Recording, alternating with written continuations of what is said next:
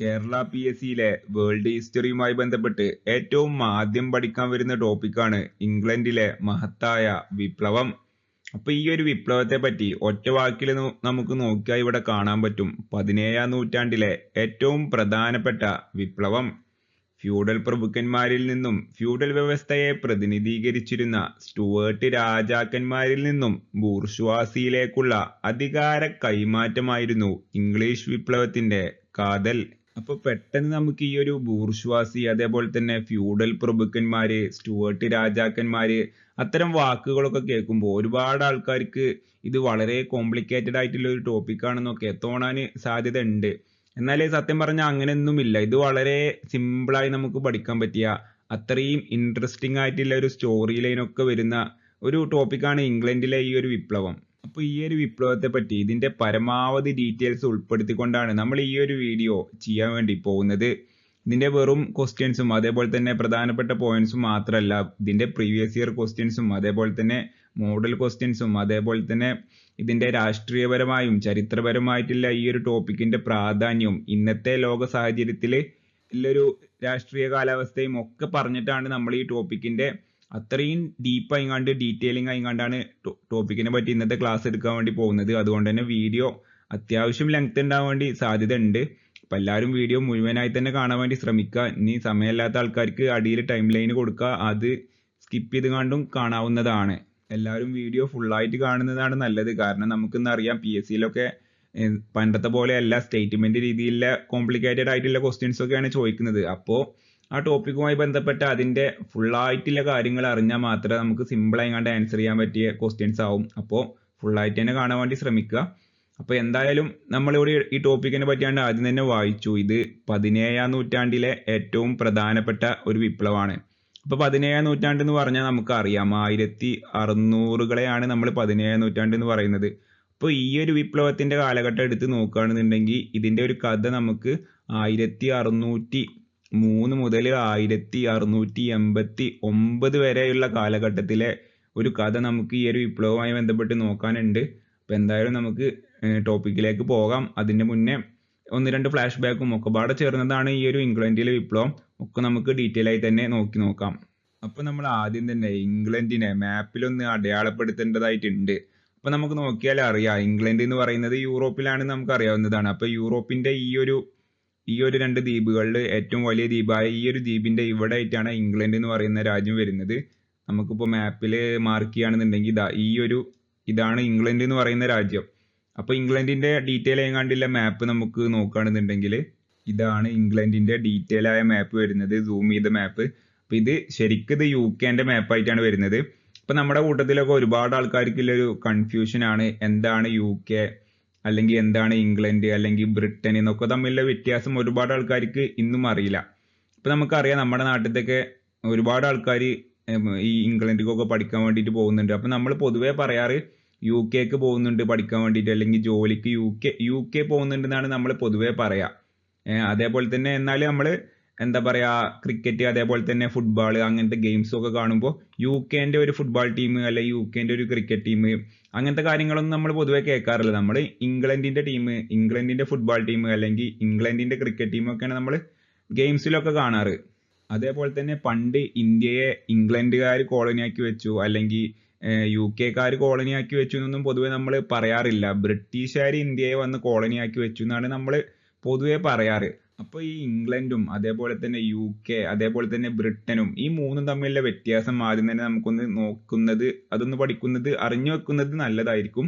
അപ്പൊ നമുക്കിവിടെ കാണാം, ഈ ഓറഞ്ച് നിറത്തിൽ കാണുന്ന രാജ്യമാണ് ഏത്, ഇംഗ്ലണ്ട് എന്ന് പറയുന്നത്. അവിടുത്തെ ഭാഷയാണ് ഏത്, ഇംഗ്ലീഷ് ഭാഷ. പിന്നെ ഈ നീല നിറത്തിൽ കാണുന്നതാണ് എന്ത്, സ്കോട്ട്ലാൻഡ്, സ്കോട്ടിഷ് ഭാഷ സംസാരിക്കുന്ന ആൾക്കാരാണ് അവിടെ.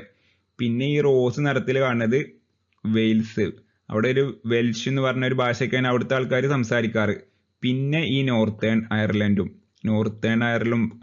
പാടി ഉണ്ട്. പിന്നെ ഈ മാപ്പിൽ നമുക്ക് അയർലൻഡ് എന്ന് പറഞ്ഞൊരു പച്ച നിറം പാടിയും കാണാം. ഈ അയർലൻഡ് എന്ന് പറയുന്നത് UK-ആയിട്ട് ബന്ധമൊന്നും ഇല്ലാത്തൊരു രാജ്യമാണ്, സെപ്പറേറ്റ് ഒരു രാജ്യം തന്നെയാണ് അയർലൻഡ്. അപ്പൊ ഈ അയർലൻഡിനെ മാറ്റി വെച്ചാൽ ബാക്കി ഈ നോർത്തേൺ അയർലൻഡും, ഫസ്റ്റ് ഈ നോർത്തേൺ അയർലൻഡ് വരുന്നുണ്ട്, പിന്നെ ഈ സ്കോട്ട്ലാൻഡ് വരുന്നുണ്ട്, പിന്നെ ഈ ഇംഗ്ലണ്ട് വരുന്നുണ്ട്, ഈ വെയിൽസ് വരുന്നുണ്ട്. ഈ 4 രാജ്യങ്ങളെയും കൂടി ചേർന്നിട്ടാണ് നമ്മൾ എന്ത് പറയുന്നത്, UK അല്ലെങ്കിൽ യുണൈറ്റഡ് കിങ്ഡം എന്നുള്ള രീതിയിൽ പറയുന്നത്. അപ്പോൾ ഇവരെ പാസ്പോർട്ടൊക്കെ യുണൈറ്റഡ് കിങ്ഡം എന്നുള്ള രീതിയിലാണ്, UN യുണൈറ്റഡ് കിങ്ഡം എന്നാണ്.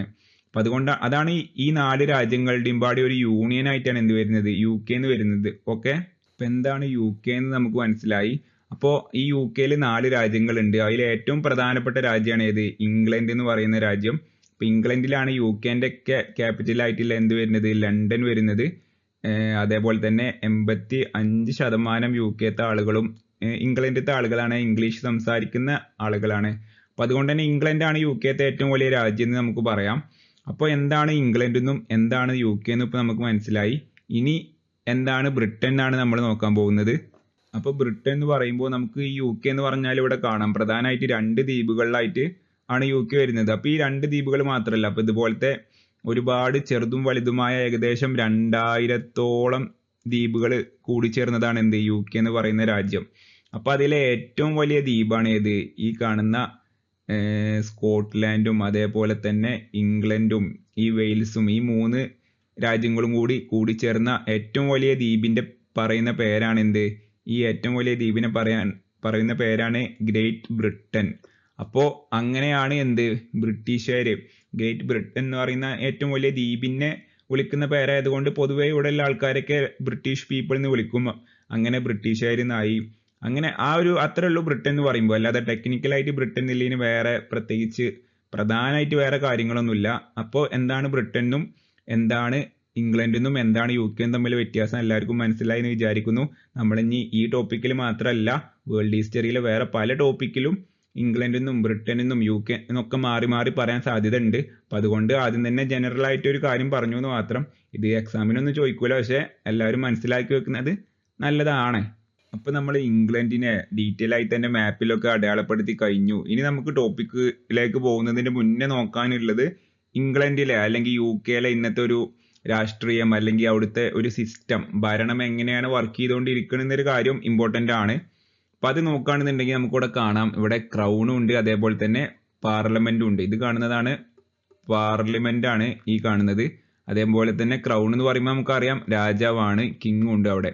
അപ്പം ഈ രാജാവും അതേപോലെ തന്നെ പാർലമെന്റും രണ്ടും കൂടി ചേർന്നുകാണ്ടുള്ള ഒരു ഭരണ സംവിധാനമാണ് എവിടെ, കോൺസ്റ്റിറ്റ്യൂഷണൽ മൊണാർക്കി എന്നൊക്കെ പറയുന്ന ഒരു സിസ്റ്റമാണ് ഇംഗ്ലണ്ട് അല്ലെങ്കിൽ UK എന്ന് പറയുന്ന രാജ്യത്തെ ഭരിച്ചുകൊണ്ടിരിക്കുന്നത്. ഇപ്പം നമ്മുടെ നാട്ടിൽ ഇന്ത്യയിലൊക്കെ നമുക്കറിയാം, നമ്മുടെ നാട്ടിൽ പാർലമെന്റ് മാത്രമേ ഉള്ളൂ. നമ്മൾ തിരഞ്ഞെടുക്കുന്ന MP പാർലമെന്റ് പോയിങ്ങാണ്ട് വോട്ട് ചെയ്തുകാണ്ട് ഗവൺമെന്റ് ഫോം ചെയ്യും, മന്ത്രിമാരൊക്കെ ഉണ്ടാവും, പ്രധാനമന്ത്രി ഉണ്ടാവും.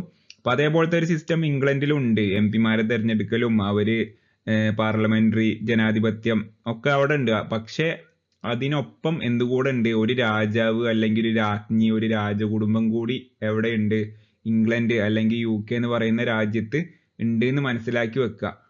അപ്പോൾ ഇപ്പോഴത്തെ ഇവരുടെ അധികാരത്തിന്റെ ഒരു ടാലിയൊക്കെ എടുത്ത് നോക്കുകയാണെന്നുണ്ടെങ്കിൽ 1% മാത്രം അധികാരം മാത്രമേ ഉള്ളൂ എന്തുണ്ടാവുക രാജാവിന് ഉള്ളത് നമുക്ക് കാണാൻ പറ്റും. ഒരു സെറിമോണിയൽ പോസ്റ്റ് മാതിരിയാണ്. എന്നാൽ പാർലമെന്റിനാണ് ബാക്കി 99% അധികാരം എന്നൊക്കെ നമുക്ക് വേണമെങ്കിൽ പറയാം. എന്തായാലും ഇപ്പോഴും ഇംഗ്ലണ്ടിൽ എന്തുണ്ട്, രാജഭരണം ഉണ്ട്. ഇപ്പോഴത്തെ രാജാവ് എന്ന് പറഞ്ഞാൽ നമുക്കറിയാം ചാൾസ് ആണ് രാജാവ്. അപ്പം അങ്ങനത്തെ കാര്യങ്ങളൊക്കെ ഒന്ന് മനസ്സിലാക്കി വെക്കുക ആദ്യം തന്നെ. അപ്പോൾ ഇംഗ്ലണ്ടിലെ ഇപ്പോഴത്തെ ഒരു രാഷ്ട്രീയ കാലാവസ്ഥയും മറ്റ് സാഹചര്യങ്ങളൊക്കെ നമ്മൾ മനസ്സിലാക്കി. പിന്നെ നമ്മൾ ടോപ്പിക്കിലേക്ക് വരികയാണ്. അപ്പോൾ നമ്മുടെ പ്രധാനപ്പെട്ട ടോപ്പിക്കായ ഇംഗ്ലണ്ടിലെ മഹത്തായ വിപ്ലവത്തെ പറ്റി പഠിക്കുന്നതിന് മുന്നേ ഈ PSCക്ക് ചോദിക്കുന്ന വേറെ 2 ഫ്ലാഷ് ബാക്ക്, ഈ ഒരു ടോപ്പിക്കായിട്ട് റിലേറ്റ് ചെയ്ത 2 ഫ്ലാഷ് ബാക്ക് നമുക്ക് പഠിക്കേണ്ടതായിട്ടുണ്ട്. അപ്പം അതിൽ ഏറ്റവും ആദ്യത്തെ ഫ്ലാഷ് ബാക്ക് എന്ന് പറയുന്നത് ഈ മാഗ്ന കാർട്ട എന്ന് പറയുന്ന ഒരു ടോപ്പിക്കാണ്. മാഗ്ന കാർട്ട എന്ന് പറയുമ്പോൾ നമ്മുടെ ഇംഗ്ലണ്ടിലെ ടോപ്പിക്ക് ആ ഒരു വിപ്ലവം നടന്ന കാലഘട്ടം നമ്മൾ പറഞ്ഞു 1600-കൾ, ആ ഒരു കാലഘട്ടത്തിലാണ്. അപ്പോൾ 1600-കളിലൊക്കെ ഒരു 400 വർഷം മുന്നേ 1200 ആ ഒരു കാലഘട്ടത്തിൽ ഇംഗ്ലണ്ട് ഭരിച്ചിരുന്ന രാജാവ് എന്ന് പറയുന്നത് ജോൺ 2 രാജാവാണ്. ഈ ജോൺ 2 വളരെ ഏകാധിപത്യ രീതിയിൽ ഇംഗ്ലണ്ടിൽ ഭരണം നടത്തി മുന്നോട്ട് പോയിരുന്ന ഒരു രാജാവായിരുന്നു. അപ്പം അന്ന് ഇംഗ്ലണ്ടിൽ മാത്രമല്ല ലോകത്ത് എവിടെ എടുത്തു നോക്കിയാലും നമുക്കറിയാം ഇന്നത്തെ പോലെയല്ല. അപ്പം ഇന്നും ലോകത്ത് ഒരുപാട് രാജ്യങ്ങളിൽ രാജഭരണം ഉണ്ട്. ഇപ്പോൾ പല അറബ് രാജ്യങ്ങളിലും അതേപോലെ തന്നെ കിഴക്കനേഷ്യൻ രാജ്യങ്ങളിലൊക്കെ രാജഭരണം എന്നുള്ളൊരു സംവിധാനം നിലനിൽക്കുന്നുണ്ട്. പക്ഷെ അതെന്നൊക്കെ പറഞ്ഞാലും രാജാവിന്റെ അധികാരം അടക്കം ഒക്കെ ഒരു നിയമത്തിന്റെ ചട്ടക്കൂടിൽ ഉൾപ്പെടുത്തിക്കൊണ്ടാണ് കാര്യങ്ങളൊക്കെ പോകുന്നത്. പക്ഷെ പണ്ടത്തെ കാലത്ത് അങ്ങനെയല്ല. രാജാവിന് പൂർണ്ണമായിട്ടുള്ളൊരു അധികാരം രാജാവിന്റെ കൈവശമായിരുന്നു. രാജാവിന് എന്തും തീരുമാനിക്കാം. അപ്പൊ രാജാവിന് ഇന്നൊരു യുദ്ധം തുടങ്ങണമെന്ന് തോന്നിയാൽ വേറെ ആരോടും ചോദിക്കേണ്ട ആവശ്യമില്ല. യുദ്ധം നിർത്തണം എന്ന് തോന്നിയാലും രാജാവിന് നിർത്താം. രാജാവിന് വേറെ എന്ത് തെമ്മാടിത്തരം കാണിക്കണമെന്നുണ്ടെങ്കിലും അതൊക്കെ അയാളുടെ ഇഷ്ടത്തിന് ചെയ്യാൻ പറ്റിയൊരു സാഹചര്യമായിരുന്നു പണ്ട് 1200 ആ ഒരു കാലഘട്ടത്തിലൊക്കെ ലോകത്തിലെ എല്ലായിടത്തും ഉണ്ടായിരുന്നത്. അപ്പൊ ആ ഒരു സാഹചര്യമൊക്കെ ആയതുകൊണ്ട് തന്നെ ഈ ജോൺ രണ്ടാമൻ രാജാവും വളരെ ഏകാധിപത്യ രീതിയിൽ ഭരണം നടത്തി മുന്നോട്ട് പോയിക്കൊണ്ടിരിക്കുന്ന ഒരു സമയമാണ്. അപ്പൊ അങ്ങനെ ഇരിക്കുമ്പോൾ ഇയാള് അന്ന് സ്പെയിനെ കൊണ്ടൊക്കെ ഒരു യുദ്ധം ചെയ്ത് ആ യുദ്ധത്തിൽ പരാജയപ്പെട്ടുകാണ്ട് ഈ ജോൺ രാജാവ് പരാജയപ്പെട്ടുകാണ്ട് തിരിച്ച് ഇംഗ്ലണ്ടിലേക്ക് മടങ്ങി വരുന്നൊരു അവസ്ഥയാണ് അന്ന് 1215 കാലഘട്ടത്തിൽ ഉണ്ടാവുന്നത്. അപ്പൊ ഈ ഒരു അവസരം മുതലെടുത്തുകൊണ്ട് നമുക്കറിയാം, പൊതുവെ ഈ യുദ്ധങ്ങളൊക്കെ ജയിക്കുമ്പോൾ രാജാക്കന്മാരായാലും ഭരണാധികാരികൾക്കൊക്കെ ഒരു പവർ കൂടും. പക്ഷെ ആ ഒരു യുദ്ധം പരാജയപ്പെടുമ്പോൾ അവരുടെ ഒരു പവർ കുറയും, ഒരു ഇമേജ് ഒക്കെ കുറയുന്നത് നമുക്ക് കാണാൻ പറ്റും. അപ്പൊ ഇയാൾ യുദ്ധം തോറ്റതുകൊണ്ട് തന്നെ ഇയാള് വളരെ ഡൗൺ ആയി കണ്ടു വന്ന ഒരു സമയത്ത് ആ ഒരു അവസരം അന്നത്തെ ഇംഗ്ലണ്ടിലെ മറ്റു പ്രമുഖരായിട്ടുള്ള ഇൻഫ്ലുവൻസ് ഉള്ള ആൾക്കാരൊക്കെ മുതലെടുത്തുകാണ്ട് ഇയാളെ പറഞ്ഞുകാണ്ട് ലോക്ക് ചെയ്തുകാണ്ട് ഇയാളെ കൊണ്ട് പുതിയൊരു കരാറ്, മാഗ്ന കാർട്ട എന്ന് പറയുന്ന ഒരു കരാറ് ഒപ്പുവെക്കാൻ നിർബന്ധിക്കുകയാണ്. ഇപ്പൊ രാജാവിന് അന്ന് ഈ ഒരു നിർബന്ധത്തിന് വഴങ്ങേണ്ട ഒരു സാഹചര്യം ഉണ്ടായിട്ട്, അപ്പോൾ ഈ ഒരു മാഗ്ന കാർട്ട എന്ന് പറയുന്ന ഒരു കരാറിൽ പ്രധാനമായിട്ട് പറയുന്നത് ഇനി എല്ലാ അധികാരവും രാജാവിന് തരാൻ പറ്റൂല, ജനങ്ങൾക്കും കുറച്ചും കൂടെ അധികാരമൊക്കെ വേണം. കുറച്ചെന്ന് പറഞ്ഞാൽ വളരെ കുറച്ച് മാത്രം അധികാരം വേണം. രാജാവിന്റെ കാര്യങ്ങളെ അടക്കം എല്ലാത്തിനെയും ഒരു നിയമത്തിന്റെ ഒരു ചട്ടക്കൂടിൽ കൊണ്ടുവരുന്നില്ല ആവശ്യങ്ങളൊക്കെ ഉന്നയിച്ചുകൊണ്ടാണ് ഈ മാഗ്ന കാർട്ട എന്ന് പറയുന്ന ഒരു നിയമം അന്ന് രാജാവിനോട് ഒപ്പിടാൻ പറയുന്നത്. അപ്പോൾ രാജാവ് യുദ്ധം തോറ്റ ഒരു സമ്മർദ്ദത്തിലൊക്കെ ആയതുകൊണ്ട് തന്നെ രാജാവിന് ഇതിന് വഴങ്ങാണ്, രാജാവ് ഇതിൽ ഒപ്പിടുകയാണ്. പിന്നീട് ഈ മാഗ്ന കാർട്ട ഡെവലപ്പ് ചെയ്ത് വന്നുകൊണ്ടാണ് ഇംഗ്ലണ്ടിന് ഒരു ഭരണഘടനയും അതേപോലെ തന്നെ മറ്റു പല കാര്യങ്ങളും ഉണ്ടാവുന്നത്. അപ്പൊ ലോകത്തിൽ തന്നെ വളരെ പ്രധാനപ്പെട്ട 1215 ജോൺ രാജാവ് ഒപ്പുവെച്ച ഈ മാഗ്ന കാർട്ട അത്രയും ഇമ്പോർട്ടന്റ് ആണ്. അപ്പൊ ഇതിന്റെ പോയിന്റ്സ് നമുക്ക് ഇവിടെ നോക്കിയാൽ കാണാൻ പറ്റും. ലോകത്തിലെ ആദ്യത്തെ അവകാശ പത്രമാണ് ഇത് മാഗ്ന കാർട്ട എന്ന് പറയുന്നത്. ഒപ്പുവെച്ചത് ജോൺ രണ്ടാമൻ രാജാവാണ്. പിന്നെ അടുത്ത പോയിന്റ്, ലോകത്തിൽ ആദ്യമായി നിയമപരിരക്ഷയിൽ എഴുതപ്പെട്ട പ്രമാണമാണ് ഇത് മാഗ്ന കാർട്ട എന്ന് പറയുന്നത്. ലാറ്റിൻ പദമായ മാഗ്ന കാർട്ട ലിബറേറ്റർ എന്നതിന്റെ അർത്ഥമാണ്. ആധുനിക രാജ്യങ്ങളെ ഭരണഘടനയിൽ അധിഷ്ഠിതമായ സർക്കാർ സംവിധാനത്തിലേക്ക് നയിച്ച അവകാശപത്രമായി കണക്കാക്കുന്നു. അപ്പോൾ ഈ പോയിന്റ് എന്ന് പറഞ്ഞാൽ ഒരുപാട് രാജ്യങ്ങൾ, ഇപ്പൊ ഇന്ന് കാണുന്ന നമ്മളെ രാജ്യങ്ങളൊക്കെ നിയമങ്ങളൊക്കെ ഉണ്ടാക്കണതിൽ ഒരു ഇൻഫ്ലുവൻസ് ആയി തീർന്ന അതിൻ്റെയൊക്കെ ഒരു തുടക്കം വേണമെങ്കിൽ മാഗ്ന കാർട്ട എന്നുള്ള രീതിയിലൊക്കെ നമുക്ക് പറയാൻ പറ്റും. പിന്നെ അടുത്ത പോയിന്റ്, ബ്രിട്ടീഷ് ഭരണഘടനയുടെ ബൈബിൾ എന്നറിയപ്പെടുന്നു. പിന്നെ AD 1215 ജൂൺ 15 റണ്ണിമിഡ് മൈതാനത്ത് വെച്ചാണ് ഒപ്പുവെച്ചത്. ഈ ക്വസ്റ്റ്യനൊക്കെ ചോദിക്കാൻ ചാൻസ് ഉണ്ട്, എന്നാണ് എവിടെ വെച്ചാണ് ഒപ്പുവെച്ചതെന്നൊക്കെ ചോദിക്കും. പിന്നെ ഏറ്റവും അവസാനത്തെ പോയിന്റ്, ശരീരം ഹാജരാക്കുക എന്നർത്ഥം വരുന്ന ഹേബിയസ് കോർപ്പസ് നിയമം ആദ്യമായി ഉപയോഗിച്ചത് മാഗ്ന കാർട്ടയിലാണ്. അപ്പൊ ഈ ഹേബിയസ് കോർപ്പസ് നിയമം നമുക്കറിയാം, നമ്മൾ ഈ ഭരണഘടനയിലൊക്കെ അത് പഠിക്കുന്നുണ്ട്. അപ്പൊ ആ ഒരു ഹേബിയസ് കോർപ്പസ് എന്ന് പറഞ്ഞ ഒരു വാക്ക് ആദ്യമായിട്ട് ഉപയോഗിച്ചത് ഈ ഒരു മാഗ്ന കാർട്ടയിലാണെന്ന് മനസ്സിലാക്കാം. ഈ മാഗ്ന കാർട്ടയുമായി ബന്ധപ്പെട്ട PSCക്ക് ചോദിച്ചിട്ടുള്ള ഒരു പ്രീവിയസ് ഇയർ ക്വസ്റ്റ്യൻ ആണിത്. പ്യൂണ് 2020 പ്യൂൺ അറ്റൻഡർ 2020 ചോദിച്ച ചോദ്യമാണ്. ചോദ്യം നമുക്കിവിടെ കാണാം, മാഗ്ന കാർട്ട ഒപ്പുവെച്ച രാജാവ് ആരാന്നാണ് ചോദ്യം. വളരെ സിമ്പിൾ ആണ്, ഡയറക്റ്റ് ആയിട്ടുള്ളൊരു ക്വസ്റ്റ്യൻ ആണ്. അപ്പോ ആരാണ് രാജാവ്? ജെയിംസ് രാജാവാണോ, അതോ ഹെൻറി രാജാവാണോ, ചാൾസ് രാജാവാണോ, അതോ ജോൺ രാജാവാണോ? ജോൺ രാജാവാണ് ആൻസർ. നമ്മൾ ഇപ്പൊ നോക്കിയിട്ടുള്ളൂ. ഇപ്പൊ ജോൺ രാജാവ് എന്ന് ചോദിക്കും ഇടക്ക്, അല്ലെങ്കിൽ ജോൺ രണ്ടാമനും ചോദിക്കുന്നതാണ്. ഇപ്പൊ ഒരുപാട് തവണ ചോദിച്ച ചോദ്യമാണ് ഈ ഒരു ക്വസ്റ്റ്യൻ. പിന്നെ അടുത്ത previous year question, habeas corpus writ ആദ്യമായി എഴുതപ്പെട്ടത് എവിടെയാണ്? ഇത് ബീസ്റ്റ് ഫോറസ്റ്റ് ഓഫീസർ 2023 മെയിൻസിന് ചോദിച്ച ചോദ്യമാണ്. ഹേബിയസ് കോർപ്പസ് നിയമം ആദ്യമായി എഴുതപ്പെട്ടത് എവിടെയാണ്?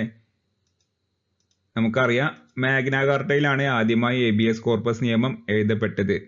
അപ്പൊ നമ്മൾ ഇനി ഈ ഒരു ടോപ്പിക്കിലെ രണ്ടാമത്തെ ഫ്ലാഷ് ബാക്ക് ആണ് നോക്കാൻ പോകുന്നത്.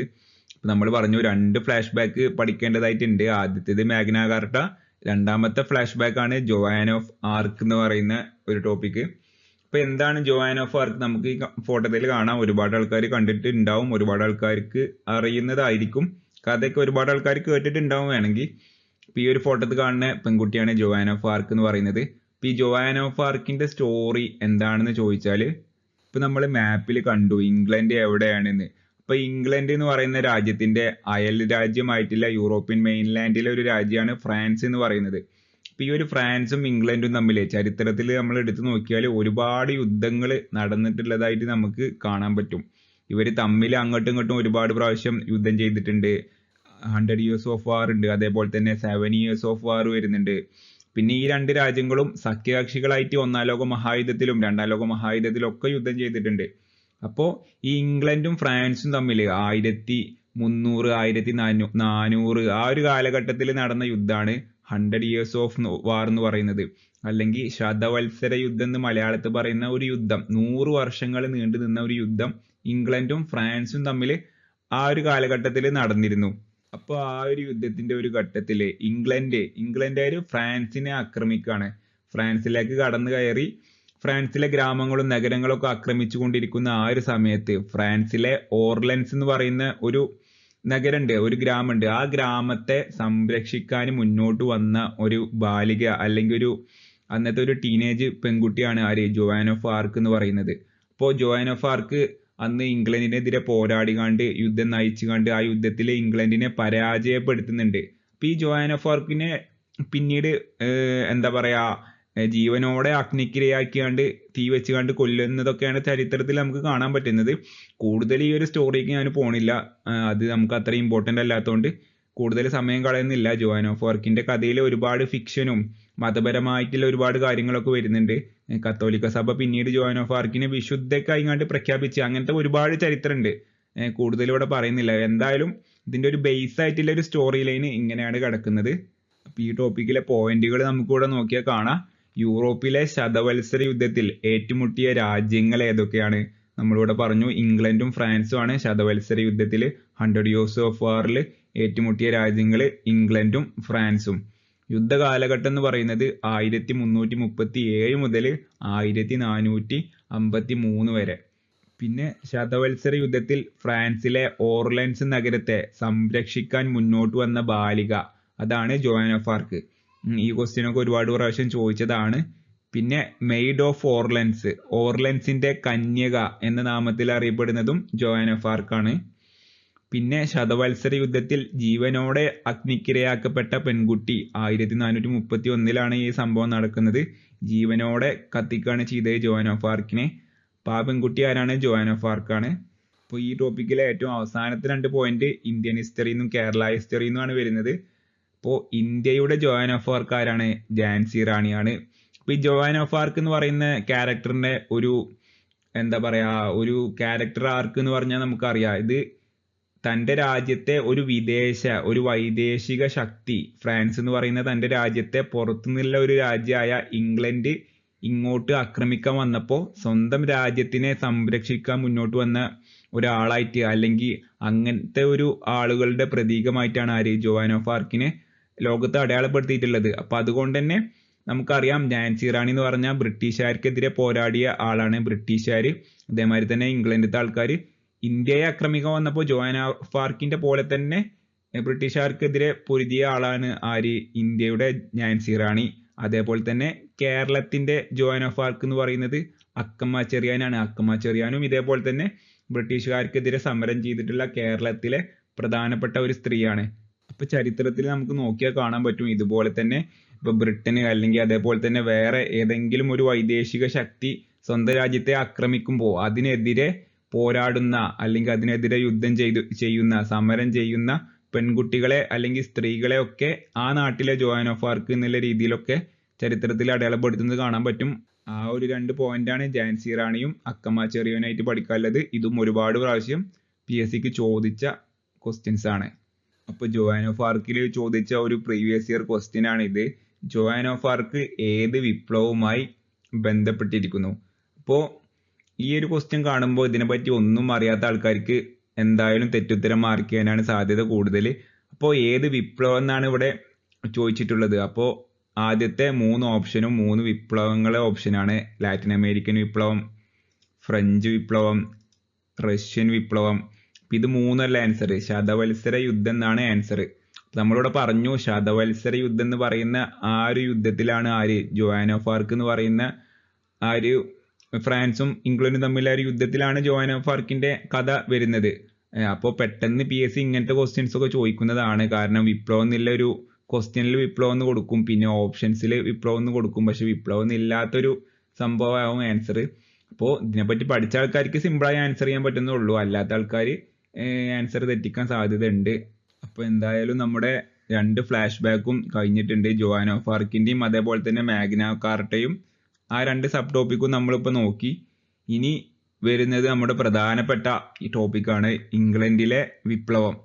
അപ്പോൾ ഇംഗ്ലണ്ടിലെ വിപ്ലവത്തെ പറ്റി ഇവിടെ നോക്കിയാൽ കാണാൻ പറ്റും. രാജാവും പാർലമെന്റും തമ്മിലുണ്ടായ അധികാരത്തിന് വേണ്ടിയുള്ള തർക്കങ്ങളാണ് ഇംഗ്ലണ്ടിൽ വിപ്ലവങ്ങൾ ഉണ്ടാവാൻ കാരണമായത്.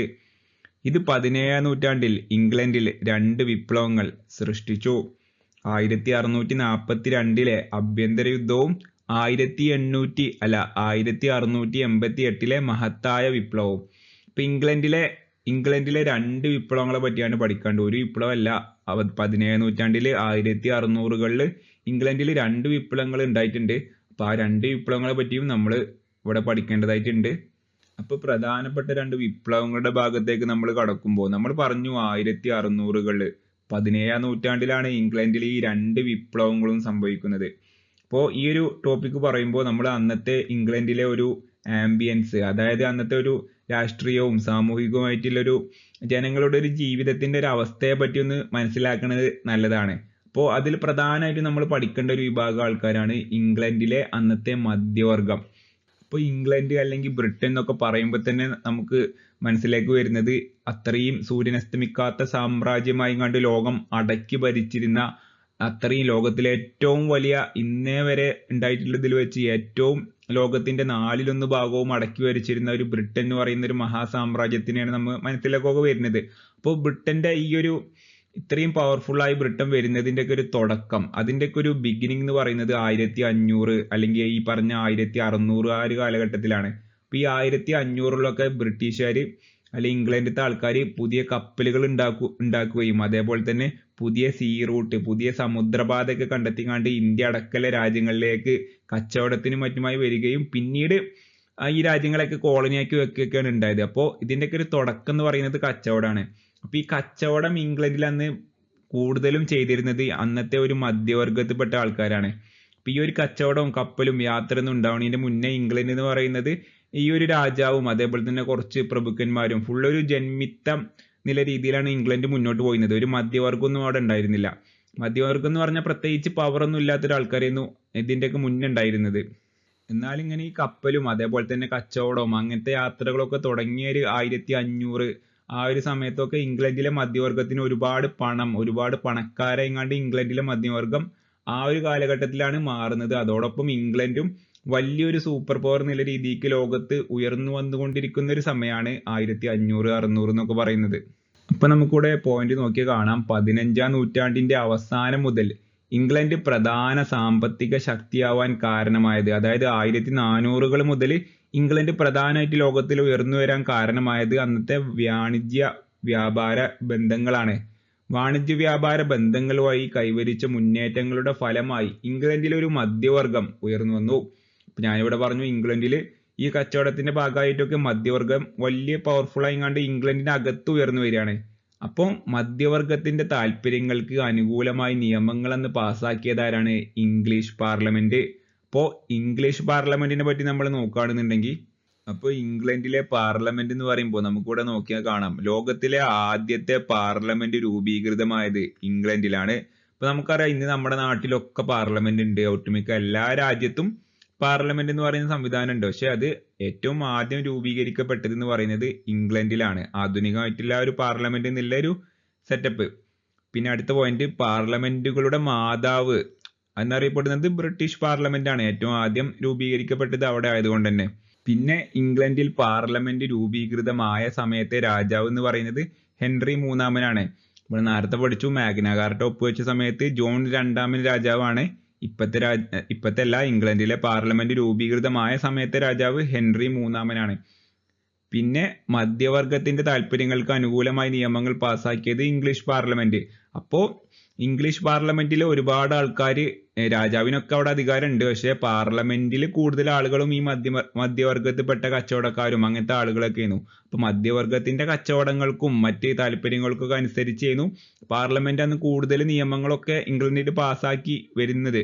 അപ്പൊ അവസാനത്തെ പോയിന്റ്, ഫ്യൂഡൽ വക്താക്കളായിരുന്ന രാജാക്കന്മാർ പാർലമെന്റിനുമേൽ ആധിപത്യം സ്ഥാപിക്കാൻ നടത്തിയ ശ്രമങ്ങൾ ഭരണഘടനാ തർക്കങ്ങൾക്ക് കാരണമായി.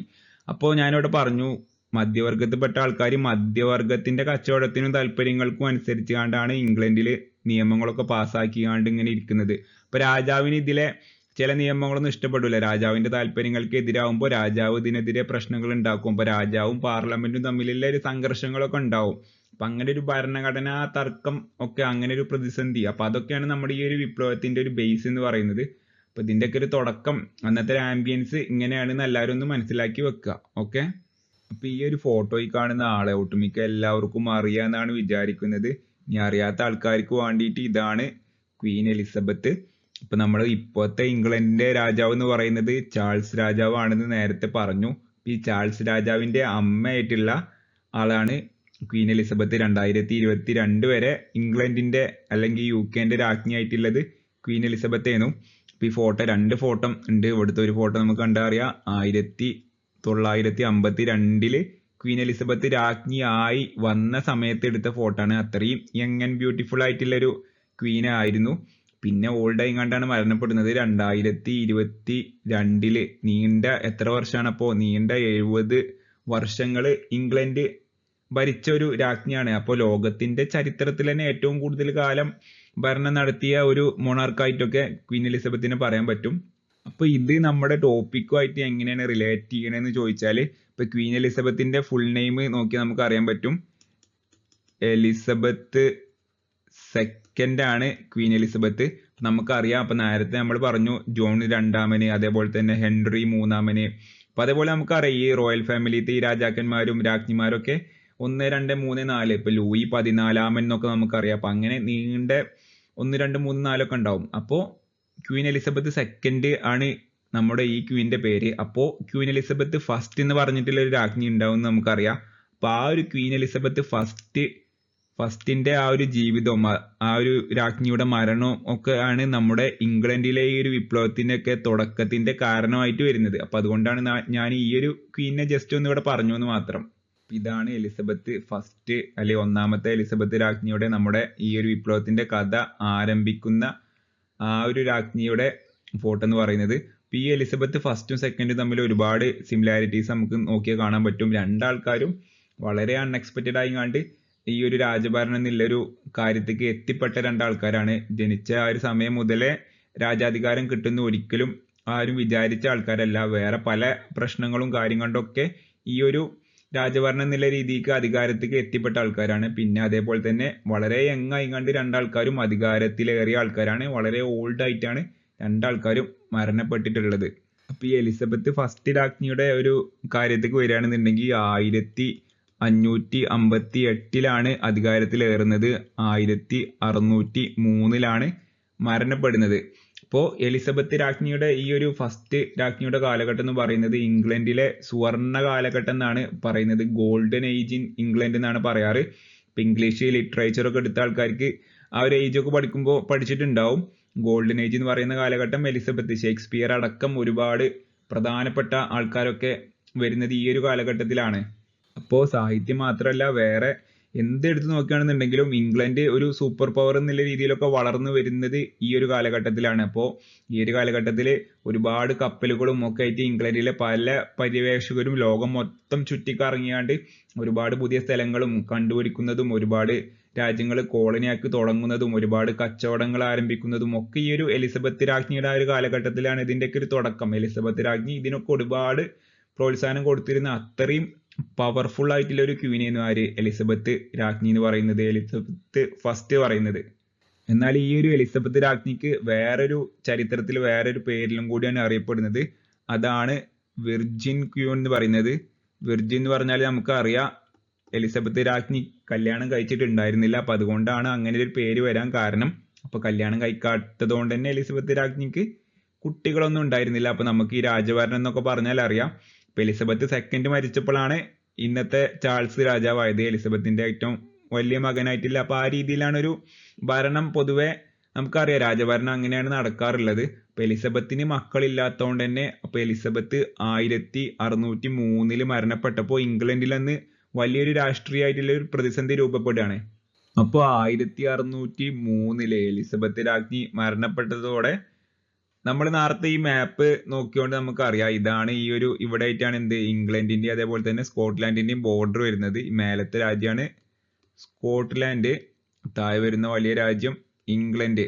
അപ്പോ അന്ന് എലിസബത്ത് രാജ്ഞി മരണപ്പെട്ടു. അപ്പൊ എലിസബത്ത് രാജ്ഞിക്ക് സ്വന്തമായിട്ട് മക്കളില്ലാത്തതുകൊണ്ട് തന്നെ നമുക്കറിയാം ഈ രാജഭരണത്തില് എങ്ങനെയാണ് സിസ്റ്റം വർക്ക് ചെയ്യുന്നതൊക്കെ നമ്മൾ പറഞ്ഞു. അപ്പൊ അതുകൊണ്ട് തന്നെ എലിസബത്തിന് സ്വന്തമായിട്ട് മക്കളില്ലാത്തതുകൊണ്ട് ഇംഗ്ലണ്ടിൽ വലിയൊരു പ്രതിസന്ധി രൂപപ്പെട്ടു.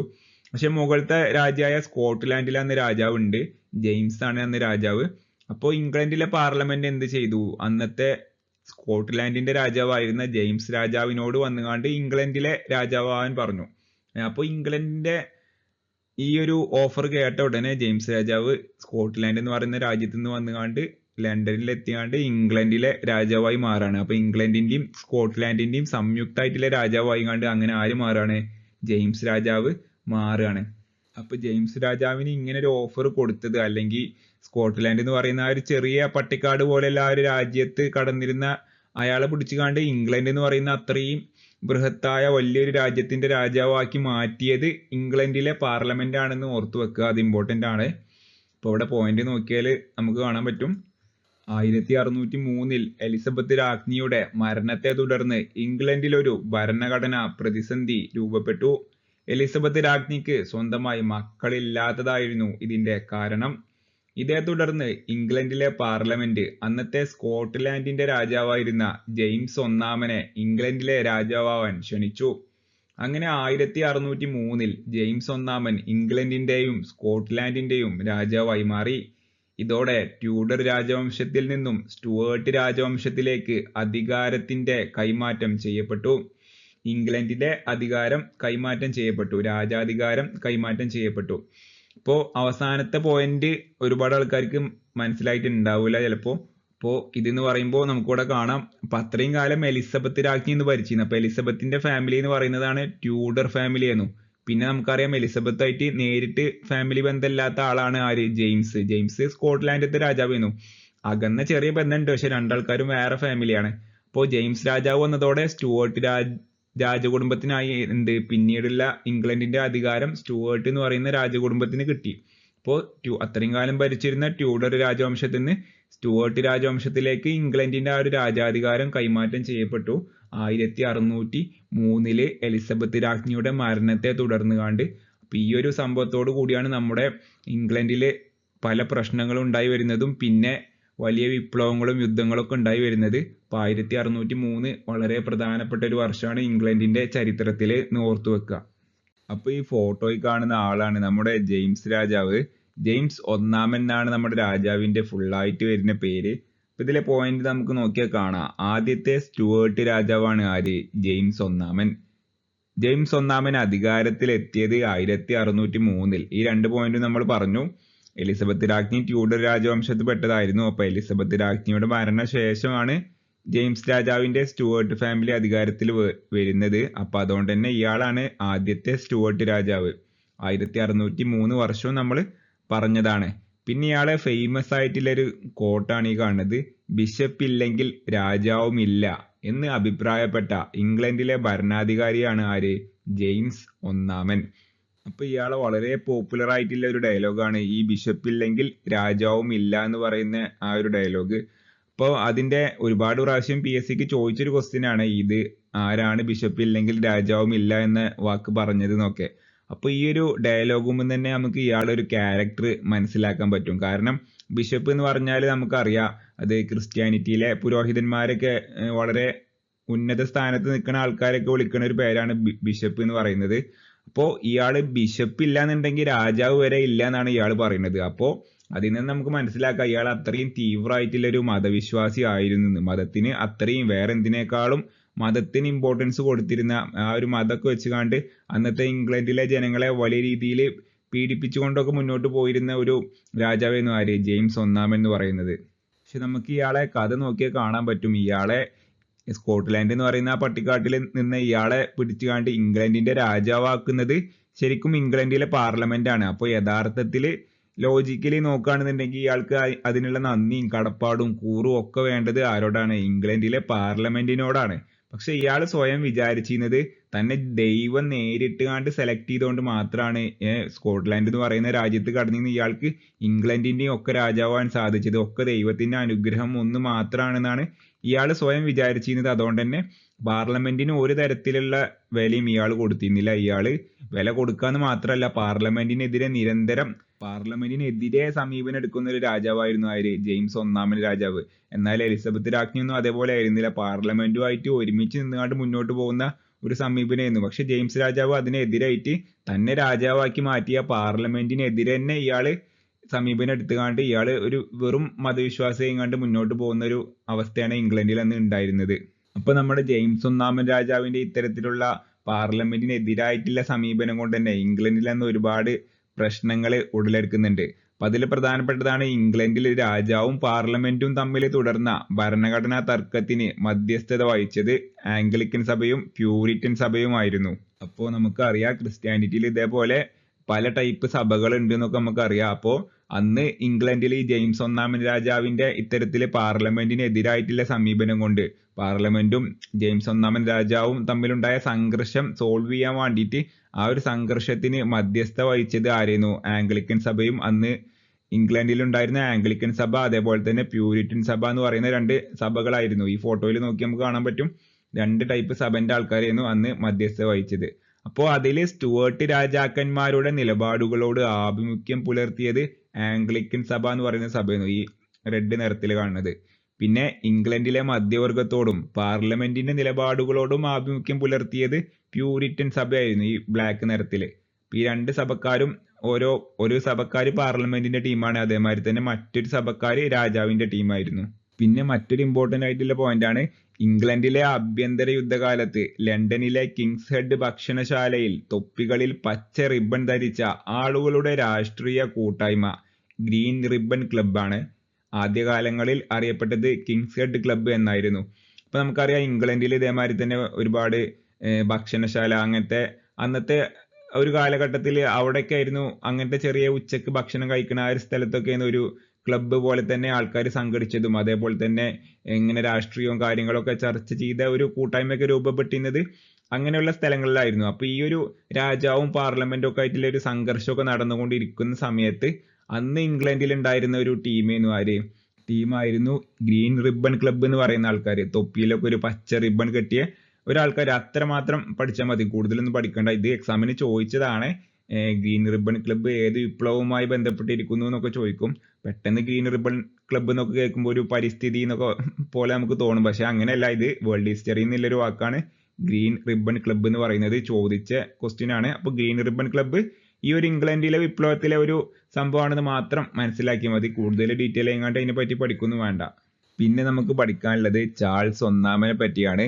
അപ്പൊ ചാൾസ് ഒന്നാമൻ എന്ന് പറയുന്നത് ജെയിംസ് ഒന്നാമന്റെ ഇവിടെ നമുക്ക് കാണാം രണ്ടാമത്തെ സ്റ്റുവർട്ട് രാജാവാണ്. ആര്? ചാൾസ് ഒന്നാമൻ. അധികാരത്തിലെത്തിയത് 1625-ലാണ്. അപ്പൊ 1625 നമ്മുടെ ജെയിംസ് ഒന്നാമൻ രാജാവ് മരണപ്പെടുകയാണ്. ആദ്യത്തെ സ്റ്റുവർട്ട് രാജാവായിരുന്ന ജെയിംസ് ഒന്നാമന് മരണപ്പെടുകയാണ് 1625. അപ്പോൾ മരണപ്പെട്ടതോടെ സ്വാഭാവികമായിട്ടും അദ്ദേഹത്തിന്റെ മൂത്ത മകനായ ചാൾസ് ഒന്നാമനാണ് പിന്നീട് രാജാവായിങ്ങാണ്ട് അധികാരത്തിൽ വരുന്നത്. അപ്പൊ അടുത്ത പോയിന്റ് നോക്കിയാൽ കാണാൻ പറ്റും, ഇംഗ്ലണ്ടിലെ രാജാവിന്റെ സ്വേച്ഛാധികാരങ്ങളെ നിയന്ത്രിക്കാൻ പാർലമെന്റ് പാസാക്കിയ പ്രമാണം, അതാണ് പെറ്റീഷൻ ഓഫ് റൈറ്റ്സ്. ഇത് കുറച്ച് ഇമ്പോർട്ടന്റ് ആണ്. പെറ്റീഷൻ ഓഫ് റൈറ്റ്സ് എല്ലാവരും ഓർത്തു വെക്കുക.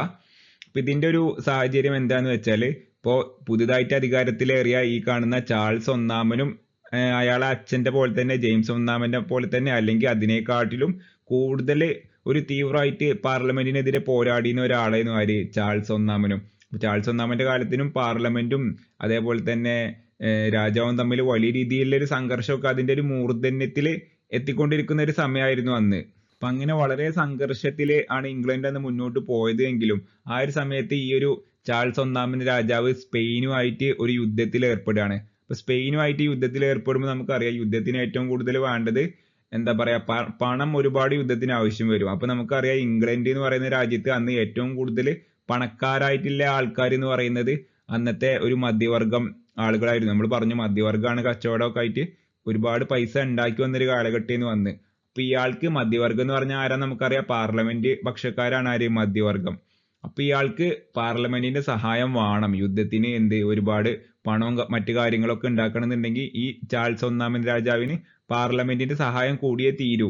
അപ്പൊ ഇയാൾക്ക് പാർലമെന്റിന് ഇഷ്ടമില്ല എന്നുണ്ടെങ്കിലും പാർലമെന്റിനെ ആയിട്ട് സഹകരിക്കാൻ ഇയാള് നിർബന്ധിക്കപ്പെടുകയാണ്. അപ്പൊ അതുകൊണ്ട് തന്നെ ഇയാള് 1628 പുതിയ പാർലമെന്റ് വിളിച്ചു ചേർക്കുകയാണ് ഈ ഒരു യുദ്ധത്തിന് ആവശ്യമായ പണമൊക്കെ സ്വരൂപിക്കാൻ വേണ്ടിയിട്ട്. അപ്പോ അന്നത്തെ പാർലമെന്റ് ഈ ഒരു അവസരം മുതലെടുത്തുകാണ്ട് രാജാവിനോട് എന്ത് പറഞ്ഞു, ഞങ്ങൾക്ക് പുതിയ കുറച്ച് അധികാരങ്ങളൊക്കെ വേണം, അങ്ങനെ കുറച്ച് കാര്യങ്ങളൊക്കെ എഴുതിയാണ്ട് ഉള്ളൊരു പെറ്റീഷനാണ് പെറ്റീഷൻ ഓഫ് റൈറ്റ്സ് എന്ന് പറയുന്നത്. അപ്പോ അന്നത്തെ രാജാവായിരുന്ന ചാൾസ് ഒന്നാമൻ രാജാവ് അതിൽ ഒപ്പുവെക്കാണ്. അയാൾക്ക് താല്പര്യമൊന്നുമില്ല ഒപ്പുവെക്കാൻ വേണ്ടിയിട്ട്, പക്ഷെ എന്നാലും അയാൾ ഒപ്പുവെക്കാൻ നിർബന്ധിക്കപ്പെടുകയാണ്. അപ്പോൾ പണ്ട് നമുക്കറിയാം മാഗ്ന കാർട്ട ഒപ്പുവെച്ചതുപോലെ തന്നെ ഇയാളും താല്പര്യമൊന്നും ഇല്ലാന്നുണ്ടെങ്കിലും ഒപ്പുവെക്കുകയാണ്. ഈ പെറ്റീഷൻ ഓഫ് റൈറ്റ്സിൽ പറയുന്ന പ്രധാനമായിട്ട് ഒരുപാട് കാര്യങ്ങൾ ഉണ്ട്. അതിൽ ഏറ്റവും പ്രധാനമായിട്ടുള്ള പോയിന്റ് എന്ന് പറയുന്നത് ഇംഗ്ലണ്ട് എന്ന് പറയുന്ന രാജ്യത്ത് ഇനി മുതൽ നികുതി പിരിക്കാൻ ഉള്ള അധികാരം പാർലമെന്റിന് മാത്രമായിരിക്കും. രാജാവിന് ഒരു തരത്തിലുള്ള നികുതിയും പിരിക്കാനുള്ള അധികാരം ഉണ്ടാവില്ല. എല്ലാ തരത്തിലുള്ള നികുതിയും പിരിക്കാൻ പാർലമെന്റിന് മാത്രമേ അധികാരം ഉണ്ടാകൂ. അതേപോലെ തന്നെ യുദ്ധം ഇല്ലാത്ത ഒരു സാഹചര്യത്തിൽ രാജാവിന് ഒരു സൈന്യത്തെ നിലനിർത്താൻ പറ്റൂല എന്നുള്ളൊരു വ്യവസ്ഥയും കൂടി അതിലുണ്ടായിരുന്നു. നമുക്ക് ഈ രണ്ട് വ്യവസ്ഥയൊക്കെ നോക്കിയാൽ കാണാൻ പറ്റും. ഈ വ്യവസ്ഥകളൊക്കെ എന്താണ്, പാർലമെന്റിന്റെ താല്പര്യങ്ങൾക്ക് അനുസരിച്ചാണ് വരുന്നത്. രാജാവിന്റെ താല്പര്യങ്ങൾക്ക് എതിരാണ് ഈ രണ്ട് വ്യവസ്ഥയും ബാക്കി അതിലെ വ്യവസ്ഥകളൊക്കെ. പക്ഷെ എന്നിരുന്നാലും രാജാവ് രാജാവിന് പാർലമെന്റിനെ ആ ഒരു ഘട്ടത്തിൽ ആവശ്യമുണ്ടായത് കൊണ്ട് മാത്രം രാജാവ് അതിനൊക്കെ സമ്മതിക്കാണ്. അപ്പൊ എന്തായാലും ഇതാണ് പെറ്റീഷൻ ഓഫ് റൈറ്റ്സ് എന്ന് പറയുന്നത്. 1628 ഒപ്പുവെക്കുന്നത്. ഒപ്പുവെച്ച രാജാവാണ് ചാൾസ് ഒന്നാമന്. ഒരുപാട് പ്രാവശ്യം ചോദിച്ചതാണ്, ഓർത്തു വെക്കുക. അപ്പൊ രാജാവ് 1628 പാർലമെന്റിന് താല്പര്യങ്ങൾക്കനുസരിച്ച് ഇത്തരത്തിലുള്ള നിയമങ്ങളൊക്കെ പാസ്സാക്കിയെങ്കിലും 1629 ആയപ്പോഴേക്കും ഇയാള് പാർലമെന്റിനെ തന്നെ പിരിച്ചുവിട്ടു. നമുക്കിവിടെ കാണാം പാർലമെന്റ് പിരിച്ചുവിട്ടത് 1629. അപ്പോൾ നമ്മളിവിടെ പറഞ്ഞു പാർലമെന്റിന് വേണ്ടിയിട്ട് ഇയാൾ കുറെ നിയമങ്ങളൊക്കെ ഉണ്ടാക്കി കൊടുത്തു. പക്ഷെ പാർലമെന്റിനെ തന്നെ ഒരു വർഷം കഴിഞ്ഞപ്പോൾ, ആ യുദ്ധത്തിന്റെ ഒരു കാലഘട്ടം കഴിഞ്ഞപ്പോൾ, ഇയാൾക്ക് പാർലമെന്റിനെ കൊണ്ടുള്ള ആവശ്യം കഴിഞ്ഞപ്പോൾ ഇയാൾ ഡയറക്റ്റ് ആയിങ്ങാണ്ട് പാർലമെന്റിനെ തന്നെയാണ് പിരിച്ചുവിട്ടു. പാർലമെന്റ് ഉണ്ടായാലും മാത്രമല്ല പാർലമെന്റിന് ഒരുപാട് അധികാരങ്ങളൊക്കെ കിട്ടുക. അപ്പൊ അന്നും എന്തായിരുന്നു, പാർലമെന്റിനെ നിർത്തണോ വേണ്ടയോ, പിരിച്ചുവിടണോ തിരിച്ചു വിളിക്കണോ എന്നൊക്കെയുള്ള അധികാരം ആർക്കായിരുന്നു, രാജാവിന് തന്നെ ആയിരുന്നു. അപ്പൊ ആ ഒരു അധികാരം ഉപയോഗിച്ചുകൊണ്ട് ഇയാള് പാർലമെന്റിനെ തന്നെ അന്ന് പിരിച്ചുവിടുകയാണ് ഉണ്ടായത്. പിന്നെ അവസാനത്തെ പോയിന്റ് നമുക്ക് കാണാം, 11 വർഷത്തെ സ്വേച്ഛാധിപത്യ ഭരണമാണ് 1629 മുതൽ 1640 വരെ. അപ്പൊ ഇതെന്ന് പറയുമ്പോൾ 1629 ഇയാൾ പാർലമെന്റ് പിരിച്ചുവിടുന്നത്. പിന്നെ 1640 വരെ, അതായത് 11 വർഷക്കാലം ഇംഗ്ലണ്ട് എന്ന് പറയുന്ന രാജ്യത്ത് പാർലമെന്റ് ഇല്ലാതെ രാജാവിന്റെ പൂർണ്ണമായിട്ടുള്ള ഒരു സ്വേച്ഛാധിപത്യ ഭരണത്തിലായിരുന്നു ഇംഗ്ലണ്ട് എന്ന് പറയുന്ന രാജ്യം മുന്നോട്ട് അന്ന് പോയത് ഈ ഒരു 11 വർഷക്കാലം. അങ്ങനെ 11 വർഷക്കാലത്ത് ഇയാളെ ആ ഒരു സ്വേച്ഛാധിപത്യ ഭരണമൊക്കെ കഴിഞ്ഞുകൊണ്ട് മുന്നോട്ട് പോയിക്കൊണ്ടിരിക്കുന്ന സമയത്താണ് 1640 ആണ് അടുത്ത പ്രധാനപ്പെട്ട സംഭവം ഉണ്ടാവുന്നത്. നമുക്കിവിടെ കാണാം ചാൾസ് ഒന്നാമന്റെ സ്കോട്ട്ലാൻഡ് യുദ്ധമാണെന്ന് 1640. അപ്പോൾ 1628 സ്പെയിനുമായിട്ടാണ് യുദ്ധം. പിന്നെ 1640 എത്തിയപ്പോഴേക്കും സ്കോട്ട്ലാൻഡിനെ കൊണ്ടും ഈ ഒരു ചാൾസ് രാജാവ് യുദ്ധത്തിന് ഇറങ്ങിത്തിരിക്കുകയാണ്. അപ്പോൾ നമുക്കിവിടെ കാണാം ധാരാളം പണം ആവശ്യമായി വന്നപ്പോൾ പുതിയ പാർലമെന്റ് വിളിച്ചു ചേർത്തു. അപ്പൊ നമ്മൾ നേരത്തെ പറഞ്ഞ പോലെ തന്നെ യുദ്ധമാകുമ്പോൾ എന്ത് വേണം, ഒരുപാട് പണത്തിന്റെ ആവശ്യം വരും. അപ്പോൾ നമ്മൾ കഴിഞ്ഞതിൽ പറഞ്ഞു ഇംഗ്ലണ്ടിൽ പണത്തിന് വേണ്ടിയിട്ട് ടാക്സ് ആണ് പിരിക്കുക. അപ്പൊ ടാക്സ് പിരിക്കാനുള്ള അധികാരം ആർക്ക് മാത്രമേ ഉള്ളൂ, പാർലമെന്റിന് മാത്രമേ ഉള്ളൂ ടാക്സ് പിരിക്കാനുള്ള അധികാരം ഇംഗ്ലണ്ടിൽ ഉണ്ടായിരുന്നുള്ളൂ. ആ ഒരു നിയമമൊക്കെ പെറ്റീഷൻ ഓഫ് റൈറ്റ്സോടെ വന്നതായിരുന്നു. ഇപ്പൊ നമുക്കറിയാം ഇംഗ്ലണ്ടിൽ അന്നത്തെ കാലത്ത് ഒരു പാർലമെന്റ് ഇല്ല, ഇയാള് പിരിച്ചുവിട്ടതാണ് 11 വർഷങ്ങൾക്ക് മുന്നേ. അപ്പോൾ പിന്നെയും ഇയാൾക്ക് പാർലമെന്റിനെ കൊണ്ട് ആവശ്യം വന്നപ്പോൾ ഇയാൾ വീണ്ടും ഒരു പാർലമെന്റിനെ തിരിച്ചു വിളിക്കുകയാണ് 1640. അപ്പൊ അങ്ങനെ പാർലമെന്റ് തിരിച്ചു വന്നപ്പോൾ പാർലമെന്റ് വീണ്ടും രാജാവിനെ കൊണ്ട് ഒരു നിയമം പാസ്സാക്കുകയാണ്. അതാണ് പാർലമെന്റിന്റെ സമ്മതമില്ലാതെ അതിനെ പിരിച്ചുവിടുന്നതിനെതിരെ പാർലമെന്റ് ഒരു നിയമം പാസ്സാക്കി. അപ്പൊ നമുക്കറിയാം പണ്ട് ഇയാള് പിരിച്ചുവിട്ടാണ് പാർലമെന്റിനെ.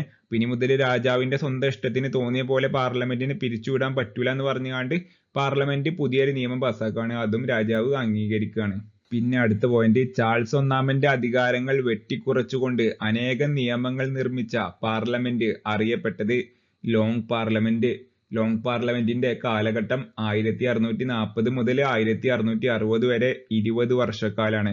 ഇപ്പൊ ലോങ് പാർലമെന്റ് എന്ന് പറയുമ്പോൾ ഈ ഫോട്ടോത്തിൽ നമുക്ക് കാണാം പാർലമെന്റ് ആയി വരുന്നത് 1640 മുതൽ 1660 വരെ 20 വർഷക്കാലം ഈ ഒരു പാർലമെന്റ് ആണ് ഇംഗ്ലണ്ട് ഭരിക്കുന്നത്. അപ്പോൾ ആ ഒരു ഭാഗത്ത് വരുന്ന ഒരു പ്രീവിയസ് ഇയർ ക്വസ്റ്റ്യൻ ആണിത്. 1640 മുതൽ 20 വർഷക്കാലം ലോങ് പാർലമെന്റ് നിലവിൽ വന്ന രാജ്യം ഏതാണ് രാജ്യം? വിയറ്റ്നാം ആണോ, കൊറിയയാണോ, ചൈനയാണോ, ഇംഗ്ലണ്ട് ആണോ? ഇംഗ്ലണ്ട് ആണ് നമുക്കറിയാം.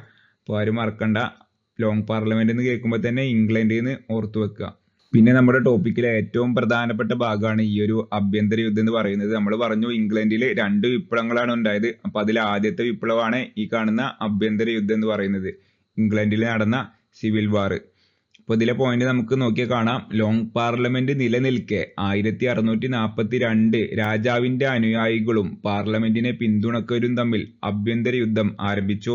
ഇപ്പൊ നമ്മൾ പറഞ്ഞു 1640 പുതിയ പാർലമെന്റ് വിളിച്ചു ചേർക്കുകയാണ്. അപ്പൊ ഇയാളെ സ്കോട്ട്ലാൻഡ് യുദ്ധത്തിന്റെ ആ സമയത്ത് അങ്ങനെ സ്കോട്ട്ലാൻഡിന്റെ യുദ്ധം കാര്യങ്ങളൊക്കെ കഴിഞ്ഞു, പാർലമെന്റും ഉണ്ട്. അതേപോലെ തന്നെ രാജാവിന് പഴയ പോലെ എന്തായി, പാർലമെന്റിനെ പിരിച്ചുവിടാൻ പറ്റിയില്ല. അപ്പൊ രാജാവും അതേപോലെ തന്നെ പാർലമെന്റും തമ്മിൽ അതിന്റെ അഭിപ്രായ വ്യത്യാസങ്ങളും തർക്കങ്ങളും ഒക്കെ ആയിട്ട് ഭയങ്കര രൂക്ഷമായിങ്ങാണ്ട് അതിന്റെ ഒരു പീക്കിലെത്തിയ സമയമായിരുന്നു 1642 എന്നൊക്കെ പറയുന്നത്. അപ്പൊ അത് ഡയറക്റ്റ് ആയിട്ട് എന്തായി, ഒരു യുദ്ധത്തിലേക്ക് കലാശിക്കാണ്. ഇപ്പൊ യുദ്ധം ഉണ്ടാവാനുള്ള കാരണം എന്ന് പറയുമ്പോൾ രാജാവിന് ഒരിക്കലും പിന്നെ പാർലമെന്റിനെ പിരിച്ചുവിടാൻ പറ്റൂല. പണ്ടത്തെ സാഹചര്യമാണെന്നുണ്ടെങ്കിൽ രാജാവിന് ഇങ്ങനെ വലിയ രീതിയിലുള്ള സംഘർഷമൊക്കെ ഉണ്ടാകുമ്പോൾ പാർലമെന്റിനെ പിരിച്ചുവിടാൻ പറ്റും. പക്ഷെ ഇപ്പോഴത്തെ സാഹചര്യത്തിൽ അത് പറ്റാത്തതുകൊണ്ട് തന്നെ പാർലമെന്റും വളരെ സ്ട്രോങ് ആണ്, രാജാവും വളരെ സ്ട്രോങ് ആണ്. അപ്പൊ അങ്ങനെ അത് നേരെ ഒരു യുദ്ധത്തിലേക്ക് എത്തിച്ചേരാണ്. അപ്പൊ അടുത്തത് പോയിന്റ് നമുക്ക് നോക്കിയാൽ കാണാൻ പറ്റും, പാർലമെന്റ് സൈന്യത്തിന്റെ നേതാവായിരുന്നു ഒലിവർ ക്രോംവെൽ. ഒലിവർ ക്രോംവെൽ സ്ഥാപിച്ച സൈന്യമായിരുന്നു എന്ത്, ന്യൂ മോഡൽ ആർമി. ഇപ്പൊ നമുക്കറിയാം രാജാവിന് ഓൾറെഡി എന്താണ് ഇംഗ്ലണ്ടിൽ ഒരു സൈന്യം ഉണ്ട്, അങ്ങനത്തെ കാര്യങ്ങളൊക്കെ ഉണ്ട്. പക്ഷെ പാർലമെന്റിന് അത്രയും കാലം സ്വന്തമായിട്ട് ഒരു സൈന്യം ഒന്നും ഉണ്ടായിരുന്നില്ല. അപ്പൊ ഇങ്ങനെ ഒരു ആഭ്യന്തര യുദ്ധം എന്നുള്ള സാഹചര്യത്തിലേക്ക് എത്തിച്ചേർന്നപ്പോൾ പാർലമെന്റ് പെട്ടെന്ന് തന്നെ പുതിയൊരു സൈന്യം രൂപീകരിക്കുകയാണ്. അപ്പോൾ ഒലിവർ ക്രോംവെൽ എന്ന് പറയുന്ന ഒരു നേതാവായിരുന്നു ഈ സൈന്യത്തിന്റെ ന്യൂ മോഡൽ ആർമി എന്ന് പറയുന്ന പാർലമെന്റ് രൂപീകരിച്ച സൈന്യത്തിന്റെ നേതാവായിട്ട് നിന്നിരുന്നത്. അപ്പൊ അങ്ങനെ ഇംഗ്ലണ്ടിലെ ആഭ്യന്തര യുദ്ധം 6 വർഷം നീണ്ടു നിന്നു. 1642 തുടങ്ങി 1648 വരെ.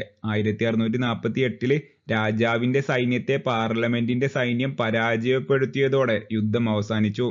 അപ്പൊ നമ്മൾ ഈ യുദ്ധത്തിൽ പെട്ടെന്ന് നമ്മൾ കരുതുക രാജാവിനല്ല അത്രയും കാലം സൈന്യമൊക്കെ ഉണ്ടായിരുന്നത്, അപ്പൊ രാജാവിന്റെ സൈന്യം ആയിരിക്കും വിജയിക്കുക എന്നാണ് നമ്മൾ സ്വാഭാവികമായിട്ടും കൂടുതൽ ആൾക്കാരും കരുതുക. പക്ഷെ നമുക്കറിയാം ഏറ്റവും കൂടുതൽ പണം ഉണ്ടായിരുന്നത് ആരുടെ കയ്യിലായിരുന്നു, രാജാവിന്റെ കയ്യിലല്ല, പാർലമെന്റിന്റെ പക്ഷക്കാരുടെ അടുത്തായിരുന്നു ഏറ്റവും കൂടുതൽ പണം ഉണ്ടായിരുന്നത്. അപ്പൊ ആ പണം വെച്ചുകൊണ്ട് ഇവർ ഒരുപാട് വലിയ സൈന്യം ഉണ്ടാക്കി അതേപോലത്തെ സന്നാഹങ്ങളൊക്കെ ഉണ്ടാക്കിയെടുത്തിട്ട് 6 വർഷം വലിയ രീതിയിലുള്ള രൂക്ഷമായ യുദ്ധമാണ് അന്ന് ഇംഗ്ലണ്ടിൽ ആകെ മൊത്തം ഉണ്ടായത്. പല ഭാഗങ്ങളിലും ഒരുപാട് യുദ്ധങ്ങൾ അന്ന് ഈ ഒരു 6 വർഷ കാലയളവിൽ ഉണ്ടാവുകയും അതേപോലെ തന്നെ അവസാന യുദ്ധത്തിൽ 1648 ആയപ്പോഴേക്കും ആര് ജയിക്കാണ്, പാർലമെന്റിന്റെ സൈന്യം രാജാവിന്റെ സൈന്യത്തെ പരാജയപ്പെടുത്തിക്കാണ്ട് ഇംഗ്ലണ്ടിലെ ആഭ്യന്തര യുദ്ധത്തിൽ വിജയിക്കുകയാണ്. അപ്പൊ പാർലമെന്റിന്റെ സൈന്യം വിജയിച്ചതോടെ 1649 ചാൾസ് ഒന്നാമനെ തൂക്കിക്കൊല്ലാണ്. ചാൾസ് ഒന്നാമൻ എന്ന് പറയുന്ന അത്രയും കാലം രാജാവായിരുന്ന ആ ഒരു രാജാവിനെ വിചാരണ ചെയ്തുകൊണ്ട് പാർലമെന്റിന്റെ സൈന്യം തൂക്കിക്കൊല്ലാണ്. ഇതിൽ വരുന്ന ഒരു പ്രീവിയസ് ഇയർ ക്വസ്റ്റ്യൻ ആണ്. 1642-51 ഇംഗ്ലീഷ് ആഭ്യന്തര യുദ്ധം താഴെ പറയുന്ന ഏത് വിഭാഗങ്ങൾ തമ്മിലുള്ള സംഘർഷങ്ങളിൽ നിന്നാണ് ഉടലെടുത്തത്? ഇപ്പൊ ഏതൊക്കെ വിഭാഗങ്ങൾ തമ്മിലായിരുന്നു ഇംഗ്ലണ്ടിൽ അന്ന് യുദ്ധം ചെയ്തിരുന്നത് നമുക്കറിയാം. രാജാവും സഭയും ആയിരുന്നു, അതോ രാജാവും ഫ്യൂഡൽ പ്രഭുക്കന്മാരുമായിരുന്നോ, അതോ രാജാവും പാർലമെന്റുമായിരുന്നോ, അതോ രാജാവും സൈന്യമായിരുന്നു? നമ്മൾ പറഞ്ഞു രാജാവും പാർലമെന്റും തമ്മിലായിരുന്നു എന്ത്, ഇംഗ്ലണ്ടിലെ ഈ ആഭ്യന്തര യുദ്ധം അന്ന് നടന്നിരുന്നത്. പിന്നെ നമുക്ക് പഠിക്കാൻ വരുന്നത് കോമൺവെൽത്ത് കാലഘട്ടത്തെ പറ്റിയാണ്. നമ്മൾ പറഞ്ഞു ചാൾസ് ഒന്നാമന്റെ വധശിക്ഷയ്ക്ക് ശേഷം പാർലമെന്റിനെ രാജവാഴ്ച അവസാനിപ്പിക്കുകയും പ്രഭുസഭ പിരിച്ചുവിടുകയും ചെയ്തു. അപ്പൊ നമ്മൾ പറഞ്ഞു ചാൾസ് ഒന്നാമൻ രാജാവിനെ പാർലമെന്റ് ജയിച്ചതോടെ പാർലമെന്റ് പക്ഷക്കാര് തൂക്കിക്കൊല്ലാണ്. അതിനുശേഷം ഇവരെന്താ ചെയ്തത്, പ്രഭുസഭ ഉണ്ടായിരുന്നു അന്ന് ഇംഗ്ലണ്ടിൽ, അതേപോലെ തന്നെ പുരോഹിതന്മാരുടെ ഒരു സഭ ഉണ്ടായിരുന്നു. ഈ 2 സഭ എന്താണ്, പിരിച്ചുവിടുകയാണ്. ഇങ്ങനത്തെ സഭകളൊന്നും ഇംഗ്ലണ്ടിൽ ആവശ്യമില്ല എന്ന് പറഞ്ഞിട്ട് ഇതിന് രണ്ടിനും എന്താണ് അന്നത്തെ പാർലമെന്റ് പിരിച്ചുവിടുകയാണ്. പിന്നെ ഇംഗ്ലണ്ടിൽ കോമൺവെൽത്ത് എന്ന പേരിൽ ഒരു റിപ്പബ്ലിക്കൻ ഭരണകൂടം സ്ഥാപിക്കുകയും ചെയ്തു. അപ്പോൾ ഇംഗ്ലണ്ടിൽ അന്ന് ഒരു റിപ്പബ്ലിക് പിന്നൊക്കെ കാണുന്ന രീതിയിൽ രാജവാഴ്ചയൊക്കെ പൂർണ്ണമായിട്ടും ഇല്ലാതാക്കിയാണ്ട് ജനങ്ങളാണ് ഇനി അധികാരം എന്നൊക്കെ പറഞ്ഞിട്ട് റിപ്പബ്ലിക്കൻ രീതിയിലുള്ള ഒരു ഭരണരീതി അന്ന് ഇംഗ്ലണ്ടിൽ എന്താണ് സ്ഥാപിക്കുകയാണ്. ഈ ഭരണരീതിയാണ് വിളിക്കുന്ന പേരാണ് എന്ത് കോമൺവെൽത്ത് കാലഘട്ടം എന്ന്. അപ്പോൾ ഇപ്പോഴത്തെ കോമൺവെൽത്ത് എന്ന് പറഞ്ഞാൽ നമുക്കറിയാം ഇംഗ്ലണ്ടിന്റെ പഴയ കോളനികളൊക്കെ കൂടിച്ചേർന്ന ഒരു ഒരു ഒരു സംഘടന പോലെ ഒരു സെറ്റപ്പിനെയാണ് കോമൺവെൽത്ത് എന്ന് പറയുന്നത്. കോമൺവെൽത്ത് ഗെയിംസ് ഒക്കെ നമുക്കറിയാം ഇന്ത്യയൊക്കെ പങ്കെടുക്കലുണ്ട്. പക്ഷെ അന്നത്തെ കോമൺവെൽത്ത് പറഞ്ഞാൽ രണ്ടും വേറെ വേറെ തന്നെ ഓർത്തു വെക്കുക.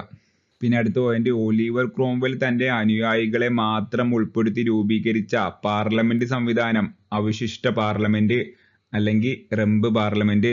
ഇപ്പൊ നമ്മൾ പറഞ്ഞു പാർലമെന്റിന്റെ സൈന്യത്തിന്റെ ഒക്കെ നേതാവായിരുന്നു ആര്? ഒലിവർ ക്രോംവെൽ എന്ന് പറയുന്ന ഒരാൾ. ഈ ഫോട്ടോയിൽ കാണുന്ന ആളാണ് ഒലിവർ ക്രോംവെൽ. അപ്പോൾ ഒലിവർ ക്രോംവെൽ എന്ന് പറയുമ്പോൾ ഭയങ്കര തീവ്രവാദി ആയിട്ടുള്ള ഒരു ആളായിരുന്നു. തീവ്രവാദി എന്ന് പറയുമ്പോൾ ഫുൾ അധികാരം ജനങ്ങൾക്ക് വേണം. ഒരു തരത്തിലുള്ള രാജാധികാരവും അതേപോലെ തന്നെ പുരോഹിതന്മാരുടെ സ്വാധീനവും പ്രഭുക്കന്മാരുടെ സ്വാധീനവും ഒന്നും പറ്റൂല. ഫുൾ അധികാരം മധ്യവർഗത്തിന് വേണമെന്ന് വാശി പിടിക്കുന്ന ഒരു ആളായിരുന്നു. അപ്പൊ അതുകൊണ്ട് തന്നെ പക്ഷേ അന്നത്തെ ഇംഗ്ലണ്ടിലെ ആ ഒരു ലോങ് പാർലമെന്റ് നമ്മൾ പറഞ്ഞില്ലേ, ആ ഒരു ലോങ് പാർലമെന്റിൽ കുറച്ചൊക്കെ അധികാരം രാജാക്കന്മാർക്ക് കൊടുക്കാം, രാജാക്കന്മാരെ പൂർണ്ണമായിട്ട് ഇല്ലാതാക്കണ്ട എന്നുള്ള അഭിപ്രായമുള്ള ആൾക്കാരൊക്കെ ഉണ്ടായിരുന്നു. ഒലിവർ ക്രോംവെല് എന്താ ചെയ്തേ, ഇത്തരത്തില് ഒലിവർ ക്രോംവെല്ലിനെതിരെ നിൽക്കുന്ന ഇത്തരത്തിലൊരു മൃദു സമീപനമൊക്കെ സ്വീകരിക്കുന്ന ആൾക്കാരെ മൊത്തം ഇയാള് കൊന്നില്ലാതാക്കാണ്. എന്നിട്ട് ഇയാളെ അനുയായികളെ മാത്രം ഉൾപ്പെടുത്തിക്കാണ്ടാണ് ഇയാള് പിന്നെ ആ പാർലമെന്റ് മുന്നോട്ട് കൊണ്ടുപോകുന്നത്. അപ്പൊ അതുകൊണ്ട് തന്നെ അതൊരു പൂർണ്ണമായിട്ടുള്ള ഒരു പാർലമെന്റ് എന്ന് പറയാൻ പറ്റില്ല. പാർലമെന്റ് എന്ന് പറയാൻ നമുക്കറിയാം നമ്മളെ സപ്പോർട്ട് ചെയ്യുന്ന ആൾക്കാരും എതിർക്കുന്ന ആൾക്കാരും എല്ലാവരും കൂടി എല്ലാ ശബ്ദങ്ങളും കൂടിച്ചേർന്നാണ് പാർലമെന്റ് എന്ന് പറയുമ്പോൾ.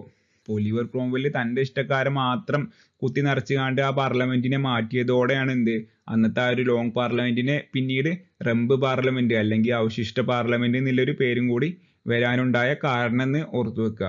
അപ്പൊ അങ്ങനെ ഒലിവർ ക്രോംവെൽ എന്ത് ചെയ്തു? ഒലിവർ ക്രോംവെലിന്റെ സ്വേച്ഛാധിപത്യ ഭരണം സ്ഥാപിക്കുകയാണ് ഇംഗ്ലണ്ടില്. അപ്പോൾ ഒലിവർ ക്രോംവെല്ലിനെ പറ്റി നമ്മൾ ഡീറ്റെയിൽ കണ്ട് നോക്കുകയാണെന്നുണ്ടെങ്കിൽ നമുക്കിവിടെ കാണാം 1653 ഇംഗ്ലണ്ടിൽ പ്രൊട്ടക്ടറേറ്റ് എന്ന പേരിൽ പുതിയ ഭരണ സംവിധാനം കൊണ്ടുവരികയും ലോർഡ് പ്രൊട്ടക്ടർ എന്ന നിലയിൽ ഭരിക്കുകയും ചെയ്ത ആളാണ് ആര്? ഒലിവർ ക്രോംവെൽ എന്ന് പറയുന്നത്. ഇപ്പൊ നമ്മൾ പറഞ്ഞു 1649 ആര് ചാൾസ് ഒന്നാമനെ തൂക്കിക്കൊല്ലുന്നത്. പിന്നീട് കുറച്ചു വർഷം പാടും കഴിഞ്ഞപ്പോൾ ഒലിവർ ക്രോംവെൽ തന്റെ അധികാരം പൂർണ്ണമായിട്ട് ഇംഗ്ലണ്ടിൽ പിടിമുറുക്കിക്കൊണ്ട് 1653 ആയപ്പോഴേക്കും ലോർഡ് പ്രൊട്ടക്ടറേറ്റ് എന്ന പേരൊക്കെ ഉണ്ടാക്കിയാണ്ട് ഒരു രാജാവിനെ പോലെ തന്നെ, എന്നാൽ രാജാവല്ലേനും രാജാവിന്റെ പോലെ തന്നെ ഇയാള് വളരെ സ്വേച്ഛാധിപതി ആയിങ്ങാണ്ട് ഒരു മാറുന്ന ഒരു സാഹചര്യമാണ് ഇംഗ്ലണ്ട് പിന്നീട് കണ്ടത്. ഈ ഫോട്ടോത്തിൽ കാണുന്ന ആളാണ് ഒലിവർ ക്രോംവെല്ലിന്റെ ഒരു പോർട്രേറ്റ് ആണിത്. അടുത്ത പോയിന്റ് നോക്കുകയാണെന്നുണ്ടെങ്കിൽ ഇംഗ്ലണ്ടിലെ ഇംഗ്ലീഷ് നെപ്പോളിയൻ എന്ന അപരനാമത്തിൽ അറിയപ്പെടുന്നത് ആരാണ്? ഒലിവർ ക്രോംവെൽ ആണ്. പിന്നെ ഇംഗ്ലണ്ടിൽ രാജവാഴ്ച ഇല്ലാതിരുന്ന ഒരേ ഒരു കാലഘട്ടം. നമുക്കറിയാം ഇംഗ്ലണ്ട് എന്ന് പറയുന്ന രാജ്യത്ത് ഇതിന്റെ മുന്നേ രാജവാഴ്ച ഉണ്ട്, പിന്നെ ഇതിന് ശേഷവും രാജവാഴ്ച തിരിച്ചു വരുന്നുണ്ട്. നമുക്കറിയാം ഇപ്പത്തെ 2025 വരെ ഇംഗ്ലണ്ടിൽ എന്തുണ്ട്? രാജവാഴ്ച ഉണ്ട്. ഇംഗ്ലണ്ട് എന്ന് പറയുന്ന അത്രയും ദീർഘകാലത്തെ ചരിത്രമുള്ള ഒരു പ്രൗഢമായ ആ ഒരു രാജ്യത്തിന്റെ ചരിത്രം എടുത്ത് നോക്കുമ്പോൾ ഈ ഒരു ഒലിവർ ക്രോംവെല്ലിന്റെ ആ ഒരു കാലഘട്ടത്തിൽ മാത്രമേ ഉള്ളൂ ഇംഗ്ലണ്ടിൽ രാജവാഴ്ച ഇല്ലാത്ത ഒരേ ഒരു കാലഘട്ടം എന്ന് ഓർത്തു വെക്കുക. ഇപ്പൊ ക്രോംവെല്ലിന്റെ മരണത്തെ തുടർന്ന് ഇംഗ്ലണ്ടിൽ അരാജകത്വം നടമാടി. ഭരണത്തിന് ചുക്കാൻ പിടിച്ചിരുന്ന മധ്യവർഗം ഒരു ജനകീയ വിപ്ലവം ഉണ്ടാവുമെന്ന് ഭയന്നു. അങ്ങനെ ഇംഗ്ലണ്ടിൽ രാജവാഴ്ച പുനഃസ്ഥാപിക്കാനുള്ള നടപടികൾ ആരംഭിച്ചു. നമുക്കിവിടെ കാണാം ഒലിവർ ക്രോംവെൽ എന്ന് പറയുന്നത് വളരെ സ്ട്രോങ് ആയിട്ടുള്ള ഒരു അധികാര കേന്ദ്രം തന്നെ ആയിരുന്നു ഒലിവർ ക്രോംവെൽ. പക്ഷെ അയാളെ മരണശേഷം അയാളെ മകനാണ് പിന്നീട് ലോർഡ് പ്രൊട്ടക്ടർ എന്നുള്ള രീതിയിലൊക്കെ അധികാരം ഏറ്റെടുത്തത്. പക്ഷെ അയാളെ മകന് ഒലിവർ ക്രോംവെല്ലിന്റെ പോലെ അത്രയും സ്ട്രോങ് ആയിട്ടുള്ള ഒരു ഭരണാധികാരി ആയിരുന്നില്ല. അതുകൊണ്ട് തന്നെ ജനങ്ങള് ഒലിവർ ക്രോംവെൽ നമുക്കറിയാം ഒരു സ്വേച്ഛാധിപത്യ രീതിക്കൊക്കെ ഭരിച്ചു കണ്ടായിരുന്നു മുന്നോട്ട് പോയിരുന്നത്. അതുകൊണ്ട് തന്നെ ജനങ്ങൾക്ക് വളരെ എതിർപ്പ് ഇയാളോട് ഉണ്ടായിരുന്നു. അപ്പൊ ഇയാളെ മരണത്തോടെ ജനങ്ങൾ ഈ എതിർപ്പൊക്കെ വലിയ രീതിയിൽ പ്രതിഷേധമൊക്കെ ആയിട്ട് വരാൻ തുടങ്ങി. പല ആൾക്കാരും അന്ന് എന്താ പറയാ കിരീടമൊക്കെ തലയിൽ വെച്ചുകൊണ്ട് തങ്ങൾക്ക് രാജഭരണം തന്നെ തിരിച്ചു വേണം എന്നൊക്കെ പറഞ്ഞാണ്ട് തെരുവിലിറങ്ങിയാണ്ട് പ്രതിഷേധിക്കുന്ന ഒരു കാഴ്ചയൊക്കെ അന്ന് ഇംഗ്ലണ്ടിൽ കണ്ടിരുന്നു. അപ്പൊ എന്താ ചെയ്തേ, മധ്യവർഗത്തിന്റെ പെട്ട ആൾക്കാരാണ് അന്ന് ഭരണമൊക്കെ നിയന്ത്രിക്കുന്നത്. അപ്പൊ ഈ മധ്യവർഗത്തിൽപ്പെട്ട പാർലമെന്റിന്റെ ആൾക്കാർ എന്ത് വിചാരിച്ചു? ഒരു ജനകീയ വിപ്ലവം ഉണ്ടായിങ്ങാണ്ട് ആകെ പ്രശ്നമാവുമെന്ന് ഭയന്നുകാണ്ട് അവരെന്താ ചെയ്തേ, അവര് ഇംഗ്ലണ്ടില് പഴയ രാജവാഴ്ച ഒലിവർ ക്രോംവെല്ലിന്റെ മുന്നേ ഉണ്ടായിരുന്ന ആ ഒരു രാജാവിന്റെ അധികാരം തിരിച്ചു കൊണ്ടുവരാൻ വേണ്ടി എന്താണ് തീരുമാനം എടുക്കുകയാണ്. അപ്പൊ അങ്ങനെയാണ് ഇംഗ്ലണ്ടില് രാജവാഴ്ച പുനഃസ്ഥാപിക്കപ്പെടുന്നതും ചാൾസ് രണ്ടാമൻ എന്ന് പറയുന്ന രാജാവ് അധികാരം ഏറ്റെടുക്കുന്നതും.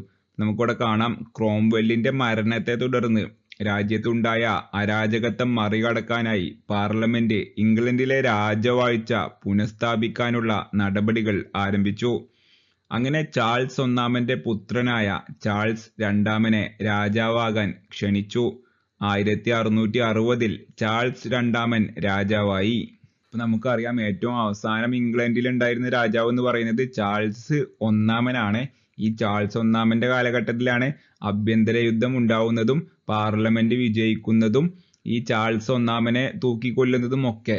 അപ്പൊ പിന്നീട് 1660 രാജവാഴ്ച പുനഃസ്ഥാപിക്കപ്പെട്ടപ്പോ ഇയാളുടെ തന്നെ മകനായ ചാൾസ് രണ്ടാമൻ എന്ന് പറയുന്ന ആളെയാണ് പാർലമെന്റ് വീണ്ടും രാജാവാക്കി മാറ്റുന്നത്. അപ്പൊ അങ്ങനെ രാജവാഴ്ചയും പ്രഭുസഭയും പുരോഹിത സഭയും ഒക്കെ സ്ഥാപിക്കപ്പെട്ടു. അപ്പൊ അന്ന് പുരോഹിത സഭയും പ്രഭുസഭയും ഒക്കെ പിരിച്ചുവിട്ടത് നമ്മൾ പറഞ്ഞിരുന്നു. ഒലിവർ ക്രോംവെല്ലിന്റെ ആ ഒരു സമയത്ത് അതൊക്കെ വീണ്ടും തിരിച്ചു കൊണ്ടുവരികയാണ് ഇംഗ്ലണ്ടില് 1660 കാലഘട്ടത്തില്. അങ്ങനെ 1660 മുതൽ 1685 വരെ ചാൾസ് രണ്ടാമൻ ഇംഗ്ലണ്ട് ഭരിച്ചു.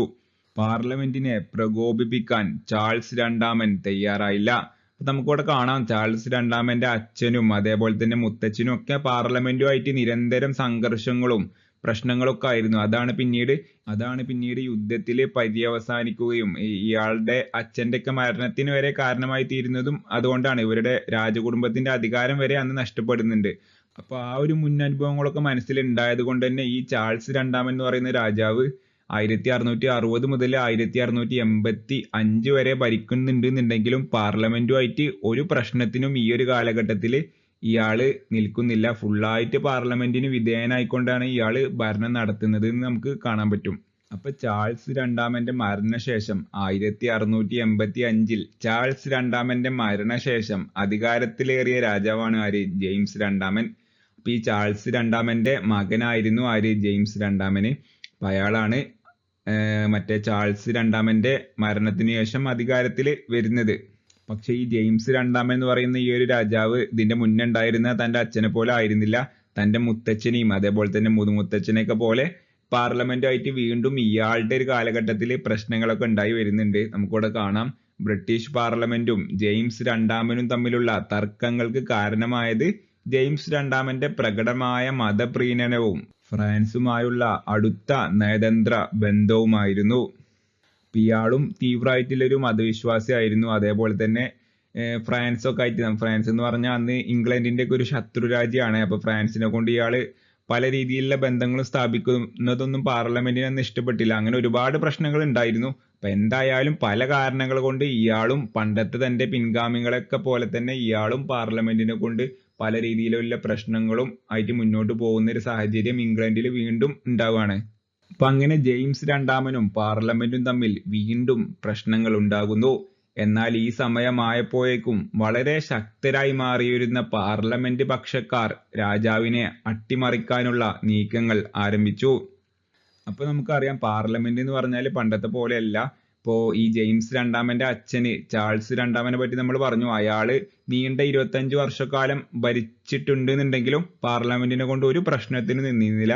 അപ്പൊ അയാളുടെ ആ ഒരു കാലഘട്ടത്തിലൊക്കെ പാർലമെന്റുകാർ ഒരുപാട് നിയമങ്ങൾ പാസ്സാക്കിയാണ്ട് രാജാവിന്റെ അധികാരം ഒരുപാട് കുറയ്ക്കുകയും പാർലമെന്റിന്റെ അധികാരം ഒരുപാട് കൂട്ടിച്ചേർക്കുകയൊക്കെ ചെയ്തിരുന്നു. അപ്പൊ അതുകൊണ്ട് തന്നെ പാർലമെന്റ് എന്ന് പറഞ്ഞാൽ പണ്ടത്തെ പോലെ അത്ര ദുർബലരായിട്ടുള്ള ഒരു വിഭാഗം ആൾക്കാരല്ല. രാജാവിനേക്കാളും പവർഫുൾ ആയിട്ടുള്ള ആൾക്കാരായിരുന്നു പാർലമെന്റ് ഈ 1685 ഒക്കെ ആയപ്പോഴേക്കും. അപ്പൊ അതുകൊണ്ടാണ് ഇവിടെ ഇങ്ങനെ പറയുന്നത്, ആ ഒരു സമയമായപ്പോഴേക്കും വളരെ ശക്തരായി മാറിയിരുന്ന പാർലമെന്റുകാരെന്താണ് രാജാവിനെ വരെ അട്ടിമറിക്കാൻ വേണ്ടി തീരുമാനിക്കാണ്. അപ്പൊ അങ്ങനെ അന്നത്തെ പാർലമെന്റ് രാജാവിനെ അട്ടിമറിക്കാൻ വേണ്ടി എടുത്ത തീരുമാനവും തുടർന്നുണ്ടായ സംഭവ വികാസങ്ങളുമാണ് മഹത്തായ വിപ്ലവം എന്ന് പറയുന്നത്. നമ്മുടെ ടോപ്പിക്കിന്റെ ഹെഡിങ് ആയിട്ടുള്ള ഇംഗ്ലണ്ടിലെ മഹത്തായ വിപ്ലവം എന്നുള്ള സംഭവം ഇനിയാണ് നടക്കാൻ പോകുന്നത്. ഇപ്പൊ നമുക്കിവിടെ കാണാം ജെയിംസ് രണ്ടാമന്റെ മൂത്ത മകളായ മേരിയെയും അവരുടെ ഭർത്താവായ ഹോളണ്ട് ഭരണാധികാരി ആയ വില്യമിനെയും അധികാരം ഏറ്റെടുക്കാൻ പാർലമെന്റ് ഇംഗ്ലണ്ടിലേക്ക് ക്ഷണിച്ചു. അപ്പൊ നമുക്കറിയാം ഇപ്പോഴത്തെ രാജാവ് എന്ന് പറയുന്നത് ജെയിംസ് രണ്ടാമനാണ്. അപ്പൊ ജെയിംസ് രണ്ടാമനാണ് പാർലമെന്റിനെ കൊണ്ട് വീണ്ടും പ്രശ്നങ്ങൾ ഉണ്ടാക്കാൻ വേണ്ടിയിട്ട് ഉണ്ടാക്കിക്കൊണ്ടിരിക്കുന്നത്. അപ്പോ ജെയിംസ് രണ്ടാമൻ എന്ന് പറയുന്ന ആൾക്ക് ഒരു മകളുണ്ട്, മേരി എന്ന് പറഞ്ഞിട്ട്. നമുക്ക് ഇവിടെ ഫോട്ടോയിൽ കാണാം മേരി ഉണ്ട്. ഇപ്പൊ ഈ മേരിയെ ഹോളണ്ട് എന്ന് പറയുന്ന രാജ്യത്തേക്ക് കല്യാണം കഴിച്ച് അയച്ചതാണ്. അപ്പൊ ഹോളണ്ടിലെ രാജകുമാരനായിട്ടുള്ള ആര്, പ്രിൻസ് വില്യം ഓഫ് ഓറഞ്ച് എന്നൊക്കെയാണ് ഇയാളെ പേര്. അപ്പൊ ഇയാളായിരുന്നു മേരിയുടെ ഭർത്താവ്. അപ്പൊ മേരിയെയും മേരിയുടെ ഭർത്താവിനെയും എന്താണ് ഹോളണ്ടിൽ നിന്ന് ഇംഗ്ലണ്ടിലെ പാർലമെന്റ് ഇംഗ്ലണ്ടിലെ ഭരണം ഏറ്റെടുക്കാൻ വേണ്ടി ക്ഷണിക്കാണ്. അപ്പൊ ഹോളണ്ടിനെക്കാട്ടിലും എത്രയോ വലിയ രാജ്യമാണ് ഇംഗ്ലണ്ട് എന്ന് പറയുന്നത്. അപ്പൊ ഇവര് ആ ഒരു ക്ഷണം സ്വീകരിച്ചുകൊണ്ട് എന്താണ് ഇംഗ്ലണ്ടിക്ക് വലിയൊരു സൈന്യമായിട്ട് ആര് വരികയാണ്, വില്യം ഓഫ് ഓറഞ്ചും അതേപോലെ തന്നെ ജെയിംസ് രണ്ടാമന്റെ മകളായിട്ടുള്ള മേരിയും കൂടി വരികയാണ്.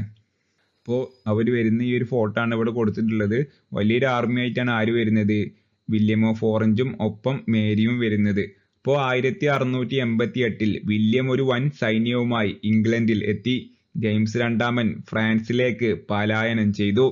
അപ്പോൾ വില്യം ഒരു വലിയൊരു സൈന്യമായിട്ടൊക്കെ വന്നപ്പോൾ സ്വാഭാവികമായിട്ടും നമ്മൾ പ്രതീക്ഷിക്കുക ജെയിംസ് രണ്ടാമൻ എന്ന് പറയുന്ന കറന്റ്ലി ഇംഗ്ലണ്ടിലെ രാജാവ് അതിനെതിരെ യുദ്ധം ചെയ്ത് കണ്ട് പണ്ടത്തെ പോലെ ഇംഗ്ലണ്ട് വലിയൊരു ആഭ്യന്തര യുദ്ധത്തിലേക്ക് പോകുന്നൊക്കെയാണ്. പക്ഷെ അങ്ങനെയൊന്നും ഉണ്ടായില്ല. ജെയിംസ് രണ്ടാമനെ എന്താ ചെയ്തത്, നേരെ അയാളെ സ്വന്തം ജീവൻ രക്ഷപ്പെടുത്താൻ വേണ്ടിയിട്ട് അയാള് നേരെ ഫ്രാൻസിലേക്ക് പലായനം ചെയ്യാണ് ചെയ്തത്. തൻ്റെ നാടും രാജ്യവും അധികാരമൊക്കെ വിട്ടെറിഞ്ഞുകൊണ്ട് ഇയാള് നാട് വിട്ട് പോവാണ് ചെയ്തത്. കാരണം ഇയാൾക്ക് അറിയാം യുദ്ധം ചെയ്താൽ ഇയാൾ എന്തായാലും പരാജയപ്പെടും. കാരണം വില്യമിന്റെ അത്രയും വലിയ സൈന്യമാണ്. അതേപോലെ തന്നെ ഇംഗ്ലണ്ടിലെ പാർലമെന്റും ആരെയാണ് സപ്പോർട്ട് ചെയ്യുന്നത്, വില്യമിനെയാണ് സപ്പോർട്ട് ചെയ്യുന്നത്. വില്യമിനെയും തൻ്റെ മകളായ മേരിയെയുമാണ് സപ്പോർട്ട് ചെയ്യുന്നത്. അപ്പൊ ഇയാൾക്ക് എന്തായാലും യുദ്ധം ചെയ്തുകൊണ്ട് ജയിക്കാൻ പോസിബിൾ അല്ല എന്ന് ഇയാൾ മനസ്സിലാക്കിക്കൊണ്ട് തന്നെ ഇയാൾ സ്വന്തം ജീവൻ രക്ഷിക്കാൻ വേണ്ടിയിട്ട് ഇയാൾ ഫ്രാൻസിലേക്ക് പലായനം ചെയ്യാണ്. അപ്പൊ അങ്ങനെ ഒരു തുള്ളി ചോര പോലും ചീന്താത്തതിനാൽ ഇത് മഹത്തായ വിപ്ലവമെന്നും രക്തരഹിത വിപ്ലവമെന്നും അറിയപ്പെടുന്നു. അപ്പൊ അതുകൊണ്ടാണ് ഈ ഒരു വിപ്ലവത്തിന്, നമുക്കറിയാം ഇപ്പോൾ ഇവിടെ ഒരു വിപ്ലവം, വലിയൊരു വിപ്ലവം ഒന്നും പറയാൻ പറ്റൂല, പക്ഷെ എന്നിരുന്നാലും ഒരു അധികാര കൈമാറ്റം ഇവിടെ നടന്നു. നിലവിലുള്ള രാജാവിനെ അട്ടിമറിച്ചുകൊണ്ട് വേറെ രണ്ടാളുകൾ അധികാരത്തിൽ എത്തുകയാണ്, വില്യമും മേരിയും. അപ്പൊ അത് പറഞ്ഞാൽ ഒരു വിപ്ലവമായിട്ട് തന്നെ നമുക്ക് പറയാം. അപ്പോൾ സാധാരണ വിപ്ലവം എന്നൊക്കെ പറയുമ്പോൾ നമുക്കറിയാം ഒരുപാട് യുദ്ധങ്ങളും രക്തച്ചൊരിച്ചിലും വലിയ കലാപങ്ങളൊക്കെ ഉണ്ടാവുന്നതാണ് വിപ്ലവം എന്ന് പറയുന്നത്. അപ്പോൾ ഈ ഒരു വിപ്ലവത്തിലാണെങ്കിലോ നമുക്കൊരു യുദ്ധം പോലും ഉണ്ടായതായിട്ട് കാണാൻ പറ്റൂല. വില്യമും മേരിയും വലിയൊരു സൈന്യം കൊണ്ട് ഹോളണ്ടിൽ നിന്ന് ഇംഗ്ലണ്ടിൽ എത്തിയപ്പോൾ തന്നെ ഇയാള് നിലവിലുള്ള രാജാവ് നാടുവിട്ട് പോവാണ്. അപ്പൊ അതുകൊണ്ട് ഒരു തരത്തിലുള്ള രക്തവും ചീന്താതെയാണ് ഈ ഒരു വിപ്ലവം വളരെ സ്മൂത്ത് ആയിക്കൊണ്ടാണ് അധികാര കൈമാറ്റം നടന്നത്. അപ്പൊ അതുകൊണ്ടാണ് ഇതിനൊരു മഹത്തായ വിപ്ലവം എന്നുള്ളൊരു പേര് വന്നത്. പിന്നെ രക്തം ഒന്നും ചീന്താത്തത് കൊണ്ട് തന്നെ രക്തരഹിത വിപ്ലവം എന്നുള്ള പേരും ഇതിന് ഉണ്ട്. അതുപോലെ തന്നെ ജനപങ്കാളിത്തം ഇല്ലാത്തതിനാൽ ഇത് കൊട്ടാരം വിപ്ലവം എന്നും അറിയപ്പെടുന്നുണ്ട്. ഇപ്പൊ നമുക്കറിയാം ഈ ഒരു വിപ്ലവത്തിൽ ജനങ്ങൾക്ക് വലിയ റോളൊന്നുമില്ല. സാധാരണ വിപ്ലവം എന്നൊക്കെ പറയുമ്പോൾ നമുക്കറിയാം ജനങ്ങൾ അധികാരം പിടിച്ചെടുത്ത് ആ രീതിയിലുള്ള വിപ്ലവങ്ങളൊക്കെയാണ് ഉണ്ടാവുക. പക്ഷെ ഇതെന്ന് പറഞ്ഞാൽ രാജാധികാരം വേറൊരു രാജാവ് വന്നു എന്ന് മാത്രമേ ഉള്ളൂ. അപ്പൊ അതുകൊണ്ട് തന്നെ ജനങ്ങളെ പങ്കാളിത്തം അത്രത്തോളം, ഒരു തരത്തിലും ജനങ്ങളെ പങ്കാളിത്തം തീരെ ഇല്ലാത്തത് കൊണ്ട് തന്നെ ഇത് കൊട്ടാരത്തിൽ നടന്ന ഒരു അധികാര കൈമാറ്റം ആയതുകൊണ്ട് ഇതിനൊരു കൊട്ടാരം വിപ്ലവം എന്നാണ് പൊതുവെ വിളിക്കുന്നത്. ഓക്കെ, അപ്പൊ അങ്ങനെ ഈ ഒരു വിപ്ലവം ഇംഗ്ലണ്ടിൽ നിയന്ത്രിത രാജവാഴ്ച കൊണ്ടുവന്നു. ഇപ്പൊ നമുക്കറിയാം ഈ ഒരു വിപ്ലവത്തോടെ ഇംഗ്ലണ്ടിൽ പാർലമെന്റ് വീണ്ടും കൂടുതൽ പവർഫുൾ ആയി മാറി. പാർലമെന്റിന്റെ നിയന്ത്രണത്തിലുള്ള ഒരു രാജഭരണം എന്തായി ഈ ഒരു വിപ്ലവത്തോടു കൂടി ഇംഗ്ലണ്ടിൽ കൊണ്ടുവന്നു. ഇതുമായി ബന്ധപ്പെട്ട ക്വസ്റ്റ്യൻ ആണ്, രക്തരഹിത വിപ്ലവത്തിലൂടെ ഇംഗ്ലണ്ടിൽ പുറത്താക്കപ്പെട്ട രാജാവ് ആരാണ്? അപ്പോൾ പുറത്താക്കപ്പെട്ട രാജാവാണ്, അധികാരത്തിലേറിയ രാജാവ് അല്ല. നമുക്കറിയാം ജെയിംസ് രണ്ടാമനാണ് ഇംഗ്ലണ്ടിലെ ഈ ഒരു മഹത്തായ വിപ്ലവത്തിൽ പുറത്താക്കപ്പെട്ട രാജാവ്. അടുത്ത ക്വസ്റ്റ്യൻ വരുന്നത്, ജെയിംസ് രണ്ടാമൻ സ്ഥാനമൊഴിയുകയും അദ്ദേഹത്തിന്റെ മകൾ മേരി രണ്ടും അവളുടെ ഭർത്താവ് വില്യം മൂന്നാമന്റെയും സ്ഥാനാഹരണത്തിലും കലാശിച്ച ചരിത്ര സംഭവം ഏതാണ്? ഇപ്പൊ ഏതാണ് ആ ചരിത്ര സംഭവം? ഫ്രഞ്ച് വിപ്ലവമാണോ, ഇംഗ്ലീഷ് ആഭ്യന്തര യുദ്ധം ആണോ, റഷ്യൻ വിപ്ലവമാണോ, അതോ മഹത്തായ വിപ്ലവമാണോ? മഹത്തായ വിപ്ലവമാണ്. ചിലപ്പോൾ ഓപ്ഷൻസിൽ ഇതേപോലെ മഹത്തായ വിപ്ലവം എന്നാവും, അല്ലെങ്കിൽ ഇംഗ്ലണ്ടിലെ മഹത്തായ വിപ്ലവം എന്ന് കൊടുക്കുക, അല്ലെങ്കിൽ രക്തരഹിത വിപ്ലവം എന്ന് കൊടുക്കുക. അപ്പൊ ഇംഗ്ലണ്ടിലെ ആഭ്യന്തര യുദ്ധം വേറെയാണ്, അതേപോലെ തന്നെ മഹത്തായ വിപ്ലവം വേറെയാണ്. രണ്ട് വിപ്ലവങ്ങൾ നടക്കുന്നുണ്ടെന്നൊക്കെ നമ്മൾ പറഞ്ഞു. അപ്പോൾ അതൊന്നും ഒരിക്കലും അങ്ങോട്ടും ഇങ്ങോട്ടും മാറിപ്പോകരുത്, ശ്രദ്ധിക്കണം. പിന്നീട് അവസാനമായിട്ട് നമുക്ക് ഈ ഒരു ടോപ്പിക്കിൽ പഠിക്കാൻ വരുന്ന കാര്യമാണ് ബിൽ ഓഫ് റൈറ്റ്സ് എന്ന് പറയുന്നത്. അപ്പോൾ രക്തരഹിത വിപ്ലവം നമുക്കിവിടെ കാണാം. രക്തരഹിത വിപ്ലവത്തെ തുടർന്ന് ഇംഗ്ലണ്ടിൽ അധികാരത്തിൽ വന്നത് ആരൊക്കെയാണ്? മേരി സെക്കൻഡും വില്യം തേർഡും. ഈ ഫോട്ടോയിൽ കാണുന്നതാണ് മേരി സെക്കൻഡും വില്യം തേർഡിൻ്റെയും ഫോട്ടോ ആണ് ഈ കാണുന്നത്. അപ്പോൾ രാജവാഴ്ചയുടെ സമ്പൂർണ്ണ അധികാരത്തിന്മേൽ പാർലമെന്റിന് കൂടുതൽ നിയന്ത്രണം നേടാൻ കാരണമായ നിയമങ്ങൾ ഏതൊക്കെയാണ്? അതാണ് അവകാശ നിയമം എന്ന് പറയുന്നത്. Bill of rights 1689 bill of rights നിലവിൽ വരുന്നത്. അപ്പോൾ 1689 ആയതുകൊണ്ട് തന്നെ അതിൽ ഒപ്പുവെച്ച രണ്ടാൾക്കാരാണ് വില്യമും മേരിയും ആണ് ഇതിൽ ഒപ്പുവെക്കുന്നത്. അപ്പോൾ ഇതിന്റെ മുന്നേ നമ്മൾ വേറൊരു ബില്ല് പറഞ്ഞു, ബില്ലല്ല, പെറ്റീഷൻ ഓഫ് റൈറ്റ്സ് എന്ന് പറഞ്ഞിട്ട് 1628. അപ്പോൾ അതിന്റെ ഒരു കൂടുതൽ വലിയ വെർഷൻ എന്ന് ഏത് 1689 ഒപ്പുവെച്ച ഈ ബിൽ ഓഫ് റൈറ്റ്സിൽ പാർലമെന്റ് ഒരുപാട് നിയമങ്ങളും പുതിയ ചട്ടങ്ങളും കാര്യങ്ങളൊക്കെ പറയുന്നുണ്ട്. അപ്പൊ അതെന്ന് പറഞ്ഞാൽ പാർലമെന്റിന് ഏറ്റവും മെജോറിറ്റി ഓഫ് അധികാരം പാർലമെന്റിന് ഇംഗ്ലണ്ടിൽ വരുന്ന രീതിയിലുള്ള നിയമങ്ങളൊക്കെയാണ് എന്ത് ബിൽ ഓഫ് റൈറ്റ്സിൽ ഉണ്ടായിരുന്നത്. അതൊക്കെ ആര് അംഗീകരിക്കുകയാണ്? വില്യമും മേരിയും അംഗീകരിക്കുകയാണ്. കാരണം വില്യമിനും മേരിയും അധികാരത്തിൽ ഏൽപ്പിച്ചത് ആരാണ്? പാർലമെന്റ് ആണ്. അപ്പൊ അതുകൊണ്ട് തന്നെ പാർലമെന്റിനോടുള്ള കൂറ് കൊണ്ട് ഇവർ അതൊക്കെ സമ്മതിക്കുകയാണ്. അപ്പൊ അന്ന് മുതൽ ഇംഗ്ലണ്ടിലെ ഏറ്റവും കൂടുതൽ അധികാര കേന്ദ്രമായി ആര് മാറുകയാണ്? പാർലമെന്റ് എന്ന് പറയുന്ന ആൾക്കാർ മാറുകയാണ്. രാജാവിന്റെ അധികാരം കുറഞ്ഞുകൊണ്ട് വരികയാണ് ഇംഗ്ലണ്ടിൽ അന്ന് മുതൽ. അപ്പൊ ഈ ബിൽ ഓഫ് റൈറ്റ്സ് അത്രയും ഇമ്പോർട്ടന്റ് ആണ്. ഏറ്റവും കൂടുതൽ ചോദിച്ച ചോദ്യമാണ് bill of rights. Petition of റൈറ്റ്സിനേക്കാളും ഒരുപാട് പ്രാവശ്യം ബിൽ ഓഫ് റൈറ്റ്സ് എന്ന് പറഞ്ഞ നിയമമാണ് ചോദിച്ചിട്ടുള്ളത്. ഇംഗ്ലണ്ടിന്റെ ചരിത്രത്തിലെ രണ്ടാം മാഗ്ന കാർട്ട എന്നുള്ള രീതിയിൽ അടക്കം അറിയപ്പെടുന്നതാണ് എന്ത് ബിൽ ഓഫ് റൈറ്റ്സ് 1689 ഒപ്പുവെച്ചത്. അപ്പോൾ ഈ ബിൽ ഓഫ് റൈറ്റ്സിന്റെ അവകാശ നിയമത്തിന്റെ പരിണിത ഫലങ്ങൾ എന്തൊക്കെയാണെന്ന് നമുക്ക് നോക്കിയാൽ കാണാൻ പറ്റും.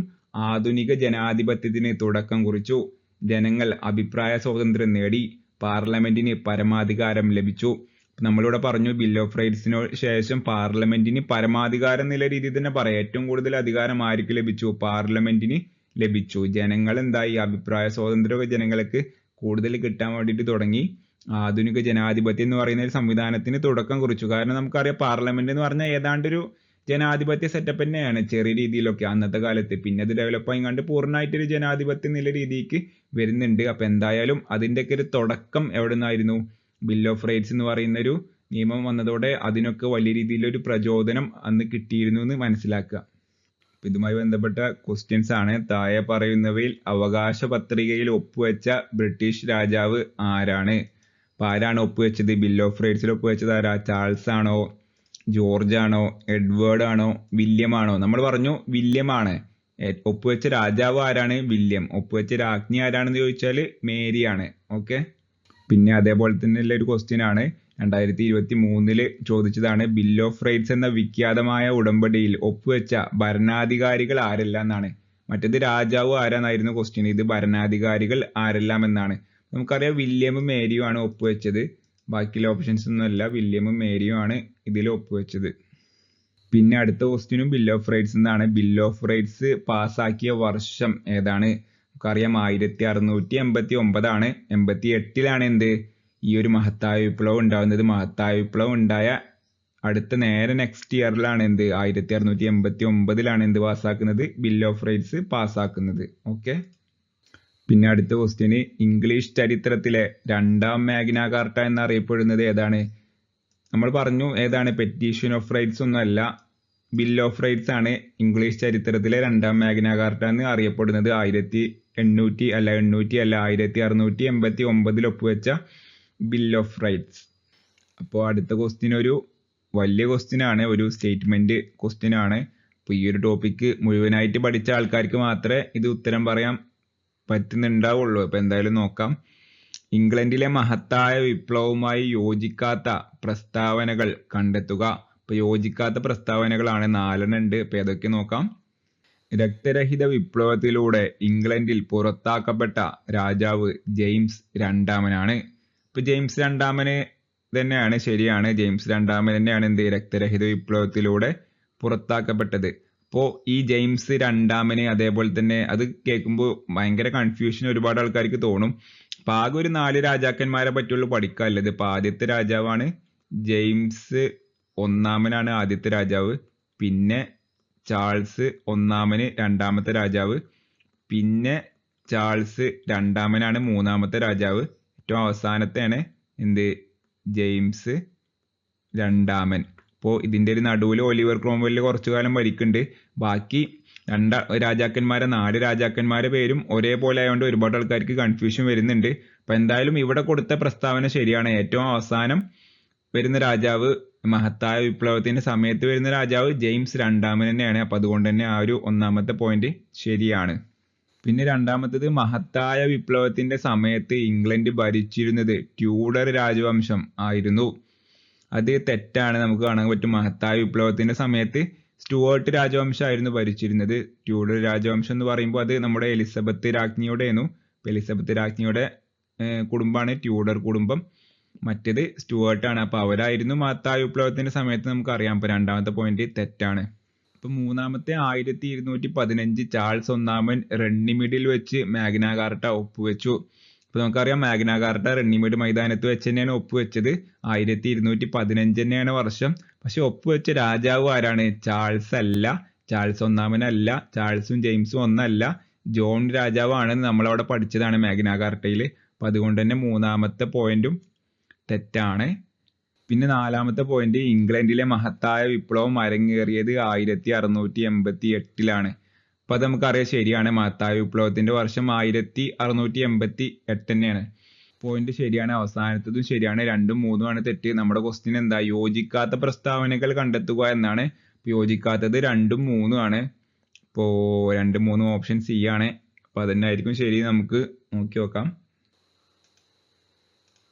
അതെ, 2ഉം 3ഉം തന്നെയാണ് ശരിയായിട്ടുള്ള ഉത്തരം. ഓപ്ഷൻ സി ആണ് ശരി. അപ്പൊ ഇങ്ങനത്തെ സ്റ്റേറ്റ്മെന്റ് രീതിയിലുള്ള ക്വസ്റ്റ്യൻസ് ആണ് വിപ്ലവങ്ങളുമായി വേൾഡ് ഹിസ്റ്ററി എന്നൊക്കെ ഇന്നത്തെ സാഹചര്യത്തിൽ കൂടുതലും ചോദിച്ച് കാണാറുള്ളത്. അപ്പൊ അതുകൊണ്ട് തന്നെ ഇത്തരം ക്വസ്റ്റ്യൻസ് ഒക്കെ ആൻസർ ചെയ്യണമെന്നുണ്ടെങ്കിൽ നമ്മൾ ഡീപ്പായിട്ട് ആ ഒരു ടോപ്പിക്, അതിന്റെ ഒരു സ്റ്റോറിയും ചരിത്രവും പൊളിറ്റിക്സും ഒക്കെ മനസ്സിലാക്കി പഠിച്ചാൽ മാത്രമേ ആൻസർ ചെയ്യാൻ പറ്റും. വെറുതെ കാണാപ്പാടം പേരും വർഷവും പഠിച്ചാൽ ഇങ്ങനത്തെ ക്വസ്റ്റ്യൻസ് ഒന്നും ആൻസർ ചെയ്യാൻ പറ്റൂല. അപ്പൊ എല്ലാവരും ഈ ഒരു രീതിയിൽ തന്നെ പഠിക്കാൻ വേണ്ടിയിട്ട് പരമാവധി ശ്രമിക്കുക. ഇനി നമ്മൾ ഈ ഒരു ടോപ്പിക്കുമായി ബന്ധപ്പെട്ട കുറച്ച് മോഡൽ ക്വസ്റ്റ്യൻസ് ആണ് നോക്കാൻ പോകുന്നത്. അപ്പോൾ ആദ്യത്തെ ക്വസ്റ്റ്യൻ എന്ന് പറയുന്നത്, ഇംഗ്ലീഷ് ആഭ്യന്തര യുദ്ധത്തിന് ശേഷം സ്ഥാപിതമായ ഭരണ സമ്പ്രദായം ഏതാണെന്നാണ് ക്വസ്റ്റ്യന്. ഇപ്പൊ നമുക്കിവിടെ കാണാം, രാജാധികാരമാണോ, കോമൺവെൽത്ത് ആണോ, ജനാധിപത്യമാണോ, സോഷ്യലിസം ആണോ? അപ്പോൾ ഇംഗ്ലണ്ടിലെ ആഭ്യന്തര യുദ്ധമാണ്, അല്ലാതെ മഹത്തായ വിപ്ലവം അല്ല. അപ്പൊ ആഭ്യന്തര യുദ്ധത്തിന് ശേഷം നമുക്കറിയാം ഒലിവർ ക്രോംവെല്ലിന്റെ കോമൺവെൽത്ത് എന്നുള്ള രീതിയിലുള്ള ഭരണ സംവിധാനമാണ് ഇംഗ്ലണ്ടിൽ വരുന്നത്. ഓക്കെ. പിന്നെ അടുത്ത ക്വസ്റ്റ്യന്, ബിഷപ്പ് ഇല്ലെങ്കിൽ രാജാവും ഇല്ല എന്ന് അഭിപ്രായപ്പെട്ട ഇംഗ്ലണ്ടിലെ ഭരണാധികാരി ആരാണ്? ഏറ്റവും ആദ്യത്തെ രാജാവാണ് ആര് അങ്ങനെ അഭിപ്രായപ്പെട്ടത്? നമുക്ക് ഓർമ്മ ഉണ്ടാവും. അപ്പൊ ഏറ്റവും ആദ്യത്തെ രാജാവ് ആരാണ്? ജെയിംസ് ഒന്നാമനാണ്. ഈ 4 രാജാക്കന്മാർ മാത്രമേ ഉള്ളൂ. എല്ലാവരുടെയും പേര് ഏകദേശം ഒരേപോലെയാണ്, 1ഉം 2ഉം എന്നൊക്കെ പറഞ്ഞിട്ട്. അപ്പൊ ആദ്യമായിട്ട് കേൾക്കുമ്പോൾ എന്തായാലും ഇതിലൊരു കൺഫ്യൂഷൻ ഉണ്ടാവും. പക്ഷെ ഇതിന്റെ ഒരു ഡീറ്റെയിലിംഗ് കണ്ട് ഇതിനെ പറ്റി ഒന്ന് പഠിക്കുക. അപ്പൊ എന്തായാലും ഇത് ഓർമ്മയിൽ നിൽക്കുന്നതായിരിക്കും. ഓക്കെ.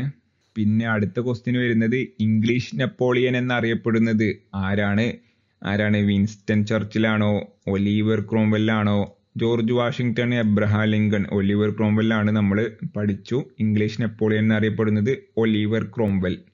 അപ്പൊ ഇത്രയും ക്വസ്റ്റ്യൻസും ഇത്രയും കാര്യങ്ങളാണ് നമ്മുടെ ഈ ഒരു ടോപ്പിക്കിൽ ആകെ മൊത്തം പഠിക്കാനായിട്ട് വരുന്നത്. വളരെ സിമ്പിൾ ആണ്. അപ്പൊ അവസാനമായിട്ട് നമുക്ക് ഈ ഒരു ടോപ്പിക് ഒന്ന് മൊത്തത്തിലൊന്ന് റിവൈൻഡ് ചെയ്ത് നോക്കാവുന്നതാണ്. അപ്പൊ ഏറ്റവും ആദ്യം ഈ ടോപ്പിക്കുമായി ബന്ധപ്പെട്ട് പഠിക്കാൻ വരുന്നത് മാഗ്ന കാർട്ടയാണ്. നമ്മൾ പറഞ്ഞു മാഗ്ന കാർട്ടയാണ് ആദ്യത്തെ ഫ്ലാഷ് ബാക്ക് 1215. പിന്നെ 1431 ജോആൻ ഓഫ് ആർക്ക് എന്നുള്ളൊരു ഫ്ലാഷ് ബാക്ക് പഠിക്കണം രണ്ടാമതായിട്ട്. പിന്നെയാണ് നമ്മുടെ യഥാർത്ഥമായിട്ടുള്ള ടോപ്പിക്കിലേക്ക് നമ്മൾ കടക്കുന്നത്. 1500 മുതൽ 1600 മുതലാണ് ടോപ്പിക് തുടങ്ങുന്നത്. പക്ഷെ 1500 ആ ഒരു സമയത്തെ ടോപ്പിക്കിലേക്ക് എത്താൻ വേണ്ടിയിട്ടുള്ള ഒരു ആംബിയൻസ് എന്നുള്ള രീതിയിൽ മധ്യവർഗത്തെ പറ്റിയും ഇംഗ്ലണ്ടിലെ പാർലമെന്റിനെ പറ്റിയും ഒക്കെ നമ്മൾ മനസ്സിലാക്കേണ്ടതുണ്ട്. അപ്പൊ അത് നമ്മൾ ആദ്യം തന്നെ നോക്കണം. പിന്നെ നമ്മൾ 1603 നമ്മുടെ ജെയിംസ് ഒന്നാമൻ രാജാവ് എലിസബത്ത് രാജ്ഞിന്റെ മരണത്തെ തുടർന്ന് സ്കോട്ട്ലാൻഡിൽ ഉണ്ടായിരുന്ന ജെയിംസ് ഒന്നാമൻ രാജാവ് നേരെ ഇംഗ്ലണ്ടിൽ എത്തിക്കാണ്ട് അധികാരം ഏറ്റെടുക്കുന്നതോടെയാണ് നമ്മുടെ ടോപ്പിക് ശരിക്കും ആരംഭിക്കുന്നത്. 1603 മുതൽ. പിന്നീട് 1625 ഇയാളുടെ മരണശേഷം ഇയാളുടെ മകനായിട്ടുള്ള ചാൾസ് ഒന്നാമൻ അധികാരത്തിൽ ഏറുകയാണ്. അപ്പൊ അങ്ങനെ ജെയിംസ് ഒന്നാമനായാലും ചാൾസ് ഒന്നാമനായാലും രണ്ടാൾക്കാരും പാർലമെന്റിനെ കൊണ്ട് ഒരുപാട് സംഘർഷങ്ങൾ ഉണ്ടാക്കിക്കൊണ്ട് വരികയാണ്. അപ്പൊ അങ്ങനെ ചാൾസ് ഒന്നാമന്റെ കാലഘട്ടത്തിൽ 1628 പെറ്റീഷൻ ഓഫ് റൈറ്റ്സ് എന്ന് പറഞ്ഞൊരു ഉടമ്പടി ഒപ്പുവെക്കുന്നുണ്ട്. പിന്നെ 1629 ആയപ്പോ 1629 ഈ ചാൾസ് ഒന്നാമൻ രാജാവ് തന്നെ ഈ ഒരു പാർലമെന്റിനെ പിരിച്ചു വിട്ടുകൊണ്ട് 11 വർഷക്കാലം സ്വേച്ഛാധിപത്യ ഭരണം നടത്തുകയാണ് 1640 വരെ. അങ്ങനെ 1640 കാലഘട്ടത്തിൽ ഇയാൾക്ക് സ്കോട്ട്ലാൻഡ് ആയിട്ട് ഒരു യുദ്ധം ചെയ്യേണ്ട സാഹചര്യം വന്നതോടെ വീണ്ടും പാർലമെന്റിന് ഇയാൾ വിളിച്ചു ചേർക്കാണ്. അങ്ങനെ ഈ ഒരു വിളിച്ചു ചേർത്ത പാർലമെന്റ് 1660 വരെ നിലനിൽക്കുന്നുണ്ട്. അതാണ് ലോങ് പാർലമെന്റ് എന്നുള്ള രീതിയിൽ അറിയപ്പെടുന്നത്. അപ്പൊ ഈ ഒരു ലോങ് പാർലമെന്റ് നിലനിൽക്കുന്ന കാലത്താണ് നമ്മുടെ ആദ്യത്തെ വിപ്ലവം അല്ലെങ്കിൽ ആദ്യത്തെ ആഭ്യന്തര യുദ്ധം ഉണ്ടാവുന്നത്. 1642 ഈ ഒരു യുദ്ധത്തിൽ ആരാണ് ജയിക്കുന്നത്? പാർലമെന്റ് ജയിക്കുകയാണ്, ഒലിവർ ക്രോംവെൽ ജയിക്കുകയാണ്. അങ്ങനെ ഒലിവർ ക്രോംവെൽ കോമൺവെൽത്ത് കാലഘട്ടം എന്നുള്ള രീതിയിൽ ലോർഡ് പ്രൊട്ടക്ടർ എന്നൊക്കെ ഉള്ള രീതിയിൽ ഒരു ഭരണ സംവിധാനം ഇംഗ്ലണ്ടിൽ സ്ഥാപിക്കുകയാണ്. ഇംഗ്ലണ്ടിന്റെ ചരിത്രത്തിൽ രാജഭരണം ഇല്ലാതിരുന്ന ഒരേ ഒരു കാലഘട്ടമാണ് ഈ ഒരു കാലഘട്ടം. പിന്നീട് ഒലിവർ ക്രോംവെല്ലിന്റെ മരണത്തെ തുടർന്ന് 1660 ഒക്കെ ആയപ്പോഴേക്ക് രാജഭരണം പുനഃസ്ഥാപിക്കപ്പെടുകയാണ്. ചാൾസ് രണ്ടാമൻ എന്ന് പറയുന്ന രാജാവ് അധികാരം ഏറ്റെടുക്കുകയാണ്. അങ്ങനെ ചാൾസ് രണ്ടാമൻ രാജാവ് വളരെ സമാധാനമായിട്ട് പാർലമെന്റിനെ കൊണ്ടൊക്കെ നല്ല രമ്യതയിൽ ഒക്കെ ആയിട്ട് മുന്നോട്ട് പോയിക്കൊണ്ടിരിക്കുന്ന സമയമാണ് ഇയാൾ മരണപ്പെടുകയാണ്. അങ്ങനെ 1685 ഇയാളുടെ മകനായിട്ടുള്ള ജെയിംസ് രണ്ടാമന് അധികാരം ഏറ്റെടുക്കുകയാണ്. എന്നാൽ ജെയിംസ് രണ്ടാമൻ എന്ന് പറയുന്ന രാജാവ് ഇയാളുടെ അച്ഛനെ പോലെ ആയിരുന്നില്ല. പകരം ഇയാളെ മുത്തച്ഛന്മാരൊക്കെ പോലെ ഇയാള് പാർലമെന്റിനെ കൊണ്ട് പ്രശ്നങ്ങൾ ഉണ്ടാക്കുകയാണ്. അപ്പൊ അങ്ങനെ ആ ഒരു സമയമായപ്പോഴേക്കും പാർലമെന്റ് വീണ്ടും സ്ട്രോങ് ആയി വന്നിരുന്നു. അതാണ് നമ്മുടെ രണ്ടാമത്തെ വിപ്ലവം പറയുന്നത്. അപ്പോ ഈ ഒരു സമയമായപ്പോഴേക്കും പാർലമെന്റ് ഈ ജെയിംസ് രണ്ടാമന്റെ മകളായിരുന്ന മേരിയെയും അതേപോലെ തന്നെ മേരിയുടെ ഭർത്താവായിരുന്ന വില്യമിനെയും ഹോളണ്ടിൽ നിന്ന് ഇംഗ്ലണ്ടിന്റെ അധികാരം ഏറ്റെടുക്കാൻ വേണ്ടിയിട്ട് ക്ഷണിക്കുകയാണ്. അപ്പൊ അങ്ങനെ ഇവര് രണ്ടാൾക്കാരും വന്നുകൊണ്ട് ഇംഗ്ലണ്ടിന്റെ ഭരണം ഏറ്റെടുക്കുകയാണ്. നിലവിലുണ്ടായിരുന്ന ജെയിംസ് രണ്ടാമൻ രാജാവ് നാട് വിട്ട് പോവുകയാണ്. ഇതിനെയാണ് നമ്മൾ പറയുന്നത്? മഹത്തായ വിപ്ലവം എന്ന് പറയുന്നത്. അപ്പൊ അങ്ങനെ മഹത്തായ വിപ്ലവത്തിന് ശേഷം അധികാരത്തിലേറിയ വില്യമിനെ കൊണ്ടും മേരിയെ കൊണ്ടും പാർലമെന്റ് 1689 ബിൽ ഓഫ് റൈറ്റ്സ് എന്ന് പറയുന്ന വിഖ്യാതമായ ഒരു ഉടമ്പടി ഒപ്പുവെക്കുകയാണ്. അപ്പൊ അത്രയുള്ള ടോപ്പിക്. അപ്പൊ ഇതില് പ്രധാനമായിട്ട് 2 വിപ്ലവങ്ങൾ വരുന്നത് ഈ രണ്ടും ആണ്. 1642 ആഭ്യന്തര യുദ്ധവും 1688 മഹത്തായ വിപ്ലവവും മാത്രമുള്ള വരുന്നത്. അപ്പൊ അതിലേക്ക് വരാനുണ്ടായ സാഹചര്യവും അവിടെ ഭരണം നടത്തിയിരുന്ന രാജാക്കന്മാരും അതിന്റെ ഒരു ആംബിയൻസും പൊളിറ്റിക്സും ചരിത്രവും മൊത്തത്തിലുള്ള ആൾക്കാരുടെ ജീവിതവും ഒക്കെ പാടെ ചേർത്താണ്ടാണ് നമ്മളൊരു ടോപ്പിക്കിൽ ഡീറ്റെയിൽ ആയിങ്ങാണ്ട് പറഞ്ഞത്. ഈ ടോപ്പിക്കുമായി ബന്ധപ്പെട്ട ക്വസ്റ്റ്യൻസ് നമ്മളിവിടെ പറഞ്ഞു. ഇതുമായി ബന്ധപ്പെട്ട പോയിന്റ്സുകൾ അടങ്ങിയ ഒരു നോട്ട് PDF ആയിങ്ങാണ്ട് നമ്മൾ തയ്യാറാക്കിയിട്ടുണ്ട്. 2 പേജിലെ നോട്ടാണ്. അപ്പൊ അത് ഈ ഒരു ഡിസ്ക്രിപ്ഷനിൽ കൊടുക്കുക. എല്ലാവരും ഡൗൺലോഡ് ആക്കാവുന്നതാണ്. ഫ്രീ ആയിട്ട് തന്നെ ഡൗൺലോഡ് ചെയ്യാവുന്നതാണ്. അപ്പൊ വീഡിയോ പറ്റിയുള്ള എല്ലാവരുടെയും അഭിപ്രായങ്ങളൊക്കെ കമന്റ് ചെയ്യാൻ വേണ്ടിയിട്ട് ശ്രമിക്കുക. തുടർ ദിവസങ്ങളിൽ നമ്മൾ ബാക്കിയുള്ള വിപ്ലവങ്ങളും ആയി ബന്ധപ്പെട്ട വീഡിയോസൊക്കെ അപ്ലോഡ് ചെയ്യുന്നതായിരിക്കും. അപ്പൊ എന്തായാലും ഇത്രയും നേരം ഈ വീഡിയോ കണ്ട എല്ലാവർക്കും നന്ദി.